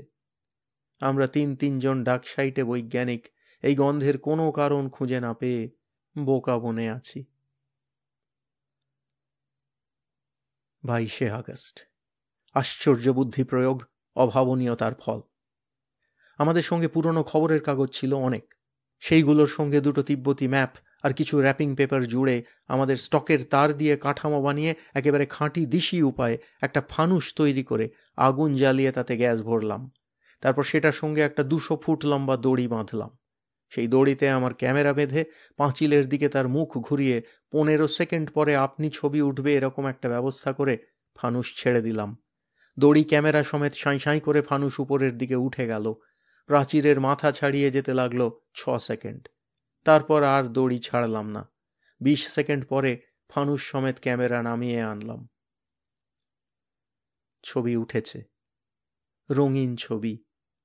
হ্রদের ছবি নয়, দুর্গেরও ছবি নয়। গাছপালা লতাগুল্মে ভরা এক অবিশ্বাস্য সুন্দর সবুজ জগতের ছবি। এরই নাম ডুংলংডো। আপাতত আমরা প্রাচীর থেকে প্রায় 1200 গজ দূরে একটা পাথরের ঢিবির পাশে বসে আছি। আমাদের 5 জনেরই পায়ে তিব্বতী বুট। আমরা অপেক্ষা করছি ঝড়ের জন্য। আশা আছে সেই ঝড় আমাদের উড়িয়ে নিয়ে ডুংলংডোর প্রাচীরের ওপারের রাজ্যে নিয়ে ফেলবে। তারপর কি আছে কপালে জানি না। 30শে আগস্ট। দূরে, বহু দূরে একটা দল আমাদের দিকে এগিয়ে আসছে। এটা যদি দস্যু দল হয় তাহলে আমাদের আর কোনো আশা নেই। ডুংলংডোর আবহাওয়ায় 5 দিনে আমাদের যে স্বাস্থ্যোন্নতি হয়েছিল তার জোরেই আমরা এই 10 মাইল পথ হেঁটে আসতে পেরেছি। কিন্তু এখন শক্তি কমে আসছে। আমরা যেদিকে যাচ্ছি হাওয়া বইছে তার উল্টো দিকে, তাই তিব্বতী বুটগুলোও কোনো কাজে আসছে না। খাবার দাবারও ফুরিয়ে আসছে, বড়িও বেশি নেই। এই অবস্থায় পিস্তল বন্দুক সঙ্গে থাকা সত্ত্বেও একটা বড় দস্যু দল এসে পড়লে আমাদের চরম বিপদে পড়তে হবে। এমনিতেই আমরা একজনকে হারিয়েছি। অবশ্যই তার মৃত্যুর জন্য সে নিজেই দায়ী। তার অতিরিক্ত লোভই তাকে শেষ করেছে। অবিনাশবাবুর ধারণা যে দলটা এগিয়ে আসছে সেটা যাযাবরের দল। বললেন, আপনার যন্ত্রে কি দেখলেন জানি না মশাই, ওরা দস্যু হতেই পারে না। কৈলাস, মানস সরোবর ও ডুডুংলা দেখার ফলে আমি দিব্য দৃষ্টি পেয়েছি। আমি স্পষ্ট দেখছি ও দল আমাদের কোনো অনিষ্ট করতে পারে না। যাযাবরের দল হলে অনিষ্ট করার কথা নয়, বরং তাদের কাছ থেকে ঘোড়া, চমড়ি, খাবার দাবার ইত্যাদি সব কিছুই পাওয়া যাবে। তার ফলে আমরা যে নিরাপদে দেশে ফিরে যেতে পারব সেই ভরসাও আছে আমার। 37 ঘন্টা ঝড়ের অপেক্ষায় বসে থেকে 23 তারিখ দুপুরে 1:30টা নাগাদ আকাশের অবস্থা ও তার সঙ্গে একটা শব্দ শুনে বুঝতে পারলাম আমরা যেরকম ঝড় চাই, অর্থাৎ যার গতি হবে উত্তর পশ্চিম, সেরকম একটা ঝড় আসছে। অবিনাশবাবুর তন্দ্রা এসে গিয়েছিল, তাকে ঠেলে তুলে দিলাম। তারপর আমরা 5 জন বুটধারী ঝড়ের দিকে পিঠ করে ডুংলংডোর প্রাচীরের দিকে বুক চিতিয়ে দাঁড়ালাম। 3 মিনিট পরে ঝড়টা এসে আমাদের আঘাত করল। আমার ওজন এমনিতেই সবচেয়ে কম, 1 মণ 13 সের, কাজেই সবচেয়ে আগে আমিই শূন্যে উঠে পড়লাম। এই আশ্চর্য অভিজ্ঞতার সঠিক বর্ণনা দেওয়া আমার পক্ষে সম্ভব নয়। ঝড়ের দাপটে সাঁই সাঁই করে এগিয়ে চলেছি শূন্য পথ দিয়ে, আর ক্রমেই উপরে উঠছি। সেই সঙ্গে ডুংলংডোর প্রাচীরও আমার দিকে এগিয়ে আসছে আর নিচের দিকে নেমে যাচ্ছে। সামনের দৃশ্য দ্রুত বদলে যাচ্ছে, কারণ প্রাচীর আর আমাদের দৃষ্টিপথে বাধার সৃষ্টি করছে না। প্রথমে পিছনে বহু দূরে বরফে ঢাকা পাহাড়ের চূড়ো দেখা গেল। তারপর ক্রমে ক্রমে প্রাচীর যে আশ্চর্য জগৎটাকে আমাদের দৃষ্টি থেকে আড়াল করে রেখেছিল, সেই সবুজ জগৎ আমাদের চোখের সামনে ভেসে উঠল। প্রাচীরের বাধা অতিক্রম করে আমরা সেই জগতে প্রবেশ করতে চলেছি। আমার পিছন দিকে ক্রোল, সন্ডার্স ও মার্কোভিচ ইংরেজি ও জার্মান ভাষায় ছেলে মানুষের মতো উল্লাস প্রকাশ করছে, আর অবিনাশবাবু বলছেন, ও মশাই, এই যে নন্দনকানন মশাই, এই যে দেখছি নন্দনকানন। প্রাচীর পেরোতেই ঝড়ের তেজ ম্যাজিকের মতো কমে গেল। আমরা পাঁচজন বাতাসে ভেসে ঠিক পাখির পালকের মতোই দুলতে দুলতে ঘাসে এসে নামলাম। সবুজ রং, তাই ঘাস বললাম, কিন্তু এমন ঘাস কখনো চোখে দেখিনি। সন্ডার্স চেঁচিয়ে উঠল, জানো শঙ্কু, এখানের একটি গাছও আমার চেনা নয়, একটিও নয়। এ একেবারে আশ্চর্য নতুন প্রাকৃতিক পরিবেশ। কথাটা বলেই সে পাগলের মতো ঘাস পাতা ফুলের নমুনা সংগ্রহ করতে লেগে গেল। ক্রোল তার ক্যামেরা বার করে পটাপট ছবি তুলছে। অবিনাশবাবু ঘাসের উপর গড়াগড়ি দিয়ে বললেন, এইখানেই থেকে যাই মশাই, আর গিরিডি গিয়ে কাজ নেই। এ অতি উর্বর জমি, চাষ হবে এখানে, চাল ডাল সবজি সব হবে। মার্কোভিচ তার বুট খুলে লম্বা ঘাসের ভিতর দিয়ে জায়গাটা অনুসন্ধান করতে এগিয়ে গেল। ডুংলুংডো আয়তনে প্রায় মানস সরোবরের মতোই বড়। বৃত্তাকার প্রাচীরের মধ্যে একটা অগভীর বাটির মতো জায়গা। দেখে মনে হয় কেউ যেন হাত দিয়ে বসিয়ে দিয়েছে। প্রাচীরের বাইরেটা নিচের দিকে খাড়া নেমে গেলেও ভিতরটা ঢালু হয়ে নেমেছে। সন্ডার্স ঠিকই বলেছে, এখানে একটা গাছও আমাদের চেনা নয়, তারও নয়, আমারও নয়, তবে প্রতিটি গাছই ডালপালা ফুল পাতা মিলিয়ে ছবির মতো সুন্দর। আমরা চারজন বুট পরে লাফিয়ে লাফিয়ে অর্ধেক হেঁটে অর্ধেক উড়ে জায়গাটার ভিতর দিকে এগোচ্ছি। এমন সময় হঠাৎ একটা শনশন শব্দ পেলাম। তারপর সামনের একটা বড় বড় পাতাওয়ালা গাছের মাথার উপর দিয়ে দূরে আকাশে প্রকাণ্ড একটা কি যেন দেখা গেল। সেটা ক্রমেই আমাদের দিকে এগিয়ে আসছে। কয়েক সেকেন্ডের মধ্যে বুঝতে পারলাম সেটা একটা পাখি। শুধু পাখি নয়, একটা অতিকায় পাখি। 500 ঈগল এক করলে যা হয় তেমন তার আয়তন। মাইন গট বলে এক অস্ফুট চিৎকার করে ক্রোল তার মানলেখাটা পাখির দিকে উঁচোতেই আমি হাত দিয়ে সেটার নলটা নিচের দিকে নামিয়ে দিলাম। শুধু যে বন্দুকে ও পাখির কোনো ক্ষতি করা সম্ভব হবে না তা নয়, আমার মন বলছে পাখি আমাদের কোনো অনিষ্ট করবে না। ঈগলের মুখ ও সাউথ আমেরিকান ম্যাকাওয়ের মতো ঝলমলে রঙের পালকওয়ালা অতি বিশাল পাখিটা মাথার উপর 3 বার চক্রাকারে ঘুরে সমুদ্রগামী জাহাজের ভোঁয়ের মতো শব্দ করতে করতে যে দিক দিয়ে এসেছিল সেই দিকেই চলে গেল। আমার মুখ দিয়ে আপনা থেকেই একটা কথা বেরিয়ে পড়ল, রক। হোয়াট? ক্রোল বন্দুক হাতে নিয়ে বোকার মতো প্রশ্ন করল। আমি আবার বললাম, রক অথবা রুখ। সিন্ধবাদের গল্পে এই রকমই একটা পাখির কথা ছিল। ক্রোল বলল, কিন্তু আমরা তো আর অ্যারেবিয়ান নাইটসের রাজ্যে নেই। এ তো একেবারে বাস্তব জগৎ। পায়ের তলায় মাটি রয়েছে, হাত দিয়ে গাছের পাতা ধরছি, নাকে ফুলের গন্ধ পাচ্ছি। সন্ডার্স তার বিস্ময় কাটিয়ে নিয়ে বলল, জঙ্গলের মধ্যে একটিও পোকামাকড় দেখছি না, সেটা খুবই আশ্চর্য লাগছে আমার। আমরা চারজন এগোতে এগোতে হঠাৎ একটা বাধা পেলাম। এই প্রথম উদ্ভিদ ছাড়া অন্য কিছুর সামনে পড়তে হলো। প্রায় 2 মানুষের সমান উঁচু একটা নীল ও সবুজে মেশানো পাথুরে ঢিবি আমাদের সামনে পড়েছে। সেটা দুপাশে কত দূর পর্যন্ত গেছে জানি না, হয়তো ডাইনে বাঁয়ে কাছাকাছির মধ্যেই তার শেষ পাওয়া যাবে, কিন্তু ক্রোল আর ধৈর্য রাখতে পারল না। সে তার বুট সমেত একটা বিরাট লাফ দিয়ে অনায়াসে উড়ে গিয়ে ঢিবিটার মাথার উপর পড়ল। আর তারপরেই এক কাণ্ড, ঢিবিটা নড়ে উঠল। তারপর সেটা সব শুদ্ধ বাঁদিকে চলতে আরম্ভ করল। ক্রোলও তার সঙ্গে সঙ্গে চলেছে। এমন সময় সে হঠাৎ চেঁচিয়ে উঠল, মাইন গট, ইটস আ ড্র্যাগন। ড্র্যাগনই বটে, ক্রোল ভুল বলেনি। সেই ড্র্যাগনের একটা বিশাল পিছনের পা এখন আমাদের সামনে দিয়ে চলেছে। অবিনাশবাবু ওরে বাবা বলে ঘাসের উপর বসে পড়লেন। ইতিমধ্যে ক্রোল ও ড্র্যাগনের পিঠ থেকে লাফিয়ে নেমে আমাদের কাছে চলে এসছে। আমরা অবাক হয়ে এই মন্থরগতি দানবতুল্য জীবের যেটুকু অংশ দেখতে পাচ্ছি তার দিকে চেয়ে রইলাম। প্রায় 3 মিনিট সময় লাগলো ড্র্যাগনটার আমাদের সামনে দিয়ে লেজটা এঁকিয়ে বেঁকিয়ে গাছপালার পিছনে অদৃশ্য হয়ে যেতে। যে ধোঁয়াটা এখন বনের বেশ খানিকটা অংশ ছেয়ে ফেলেছে, সেটা ওই ড্র্যাগনের নিঃশ্বাসের সঙ্গে বেরিয়েছে, তাতে কোনো সন্দেহ নেই। এতক্ষণে ক্রোলের বোধহয় আমার কথায় বিশ্বাস হয়েছে। তার অদ্ভুত নিরীহ ভ্যাবাচাকা ভাব থেকে তাই মনে হয়। সন্ডার্স বলল, চারিদিকের এই সম্পূর্ণ অপরিচিত প্রাকৃতিক দৃশ্য দেখে নিজেকে একেবারে অশিক্ষিত বর্বর বলে মনে হচ্ছে শঙ্কু। আমি বললাম, আমার কিন্তু ভালোই লাগছে। আমাদের এই গ্রহে যে জ্ঞানী মানুষের বিস্ময় জাগানোর মতো কিছু জিনিস এখনো রয়েছে, এটা আমার কাছে একটা বড় আবিষ্কার। আরও ঘণ্টাখানেক ঘুরে বেড়িয়ে বিস্ময় জাগানোর মতো কত প্রাণী যে দেখলাম তার হিসেব নেই। একটা ফিনিক্সকে আগুনে পোড়ার ঠিক আগের মুহূর্ত থেকে তার জায়গায় নতুন ফিনিক্সকে জন্মে পাখা মেলে সূর্যের দিকে উড়ে যেতে দেখেছি।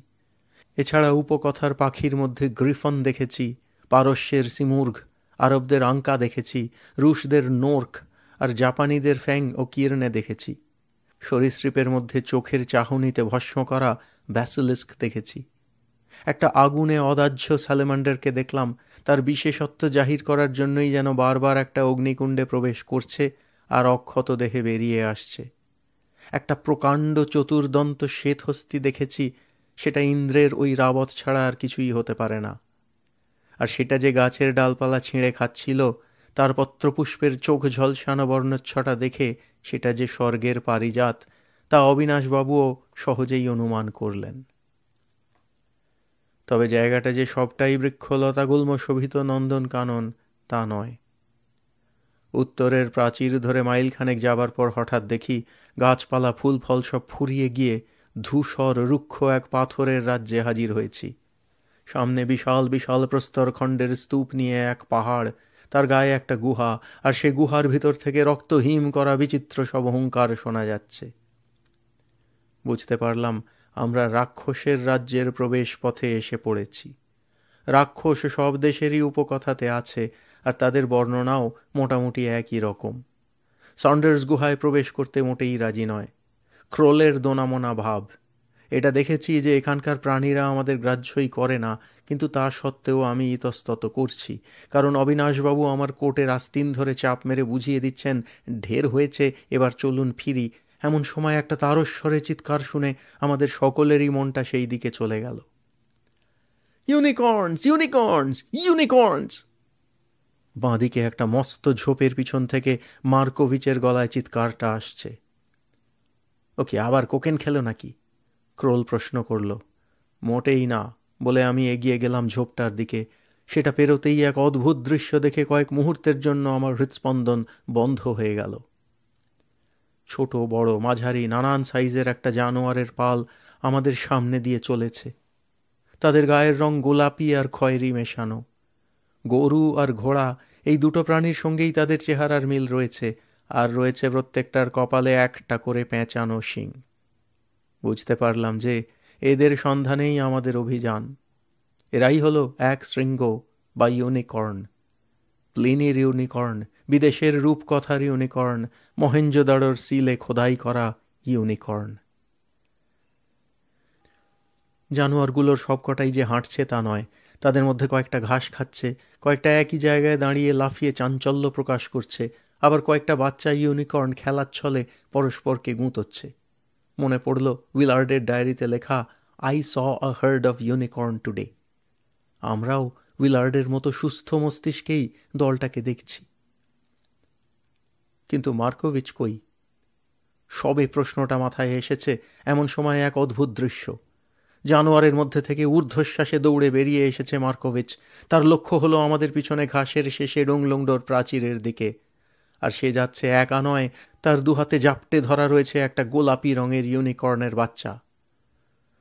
সন্ডার্স চেঁচিয়ে উঠল, থামাও, শয়তানকে থামাও! বুট পরো, বুট পরো! চিৎকার করে উঠল ক্রোল। সে ছুটেছে মার্কোভিচকে লক্ষ্য করে। আমরাও তার পিছু নিলাম। কথাটা ঠিক সময় কানে গেলে হয়তো মার্কোভিচের খেয়াল হতো, কিন্তু তা আর হলো না। ঘাসের জমি ছাড়িয়ে প্রাচীরের মাথায় পৌঁছিয়েই সে এক মরিয়া বেপরোয়া লাফ দিল। অবাক হয়ে দেখলাম যে লাফটা দেবার সঙ্গে সঙ্গেই তার কোল থেকে ইউনিকর্নের বাচ্চাটা উধাও হয়ে গেল, আর পরমুহূর্তেই মার্কোভিচের নিম্নগামী দেহ প্রাচীরের পিছনে অদৃশ্য হয়ে গেল। পরে রাবসাংয়ের সঙ্গে কথা হয়েছিল। সে মার্কোভিচকে প্রাচীরের উপর থেকে 150 ফুট নিচে মাটিতে পড়তে দেখে তার দিকে দৌড়ে যায়, কিন্তু তার আর কিছু করবার ছিল না। হাড়গোড় ভেঙে মার্কোভিচের তৎক্ষণাৎ মৃত্যু হয়। ইউনিকর্নের কথা জিজ্ঞেস করাতে সে অবাক হয়ে মাথা নেড়ে বলেছিল, সাহেব একাই পড়েছিলেন, তার হাতে কিচ্ছু ছিল না। ডুংলুংডো সম্পর্কে আমি যে ধারণাটায় পৌঁছেছি, সন্ডার্স ও ক্রোল তাতে সায় দিয়েছে। আমার মতে অনেক দেশের অনেক লোক অনেক কাল ধরে যদি এমন একটা জিনিস বিশ্বাস করে যেটা আসলে কাল্পনিক, তাহলে সেই বিশ্বাসের জোরেই একদিন সে কল্পনা বাস্তব রূপ নিতে পারে। এইভাবে বাস্তব রূপ পাওয়া কল্পনার জগৎ হল ডুংলুংডো। হয়তো এমন জগৎ পৃথিবীতে আর কোথাও নেই। ডুংলুংডোর কোনো প্রাণী বা উদ্ভিদকে তার গণ্ডির বাইরে আনা মানেই তাকে আবার কল্পনার জগতে ফিরিয়ে আনা। মার্কোভিচ তাই ইউনিকর্ন আনতে পারেনি। সন্ডার্সের থলি থেকে তার সংগ্রহ করা ফুল পাতা তাই উধাও হয়ে গেছে। মৌনী লামার একসঙ্গে হ্যাঁ না বলার মানেও এখন স্পষ্ট। এক শৃঙ্গ সত্যি থেকেও নেই। অবশ্যই ওড়ার ব্যাপারে উনি না বলে ভুল করেছিলেন, তার কারণ উড্ডয়ন সূত্রের কথাটা উনি বোধহয় জানতেন না। অবিনাশবাবু সব শুনে টুনে বললেন, তার মানে বলছেন দেশে ফিরে গিয়ে দেখাবার কিছু নেই, এই তো? আমি বললাম, ক্রোলের তোলা ছবি আছে। অবশ্যই সাধারণ লোকের কাছে সেটা খুব বিশ্বাসযোগ্য হবে বলে মনে হয় না। আর আছে আমাদের তিব্বতী বুট জুতো। কিন্তু পুঁথিতে বলছে আমং জিনিসটা গরমে গলে গিয়ে তার গুণ চলে যায়। অবিনাশবাবু একটা দীর্ঘশ্বাস ফেললেন। এবার আমি আমার মোক্ষম অস্ত্রটি ছাড়লাম। আমরা যে প্রায় 25 বছর বয়স কমিয়ে দেশে ফিরছি সেটা বোধহয় খেয়াল করেননি। কিরকম? আমি আমার দাড়ি গোঁফ থেকে বালি আর বরফের কুচি ঝেড়ে ফেলে দিতেই অবিনাশবাবুর চোখ গোল গোল হয়ে গেল। এ কি, এ যে কালো কুচকুচে কাঁচা! আমি বললাম, আপনার গোঁফও তাই, আয়নায় দেখুন। অবিনাশবাবু আয়না নিয়ে অবাক বিস্ময়ে নিজের গোঁফের দিকে চেয়ে আছেন। এমন সময় সন্ডার্স এলো। সন্ডার্সেরও বয়স কমে গেছে। তার উপরের পাটির পিছনের দিকের একটা দাঁত নড়ছিল, সেটা আবার শক্ত হয়ে গেছে। সে একটা গভীর নিশ্চিন্তির হাঁপ ছেড়ে বলল, নোম্যাডস, নট রবার্স, থ্যাংক গড। বাইরে থেকে যাযাবরদের হই হল্লার শব্দ, ঘোড়ার খুরের শব্দ, কুকুরের ঘেউ ঘেউ শুনতে পাচ্ছি। মেঘ কেটে গিয়ে রোদ উঠেছে। ওং মণিপদ্মে হুম।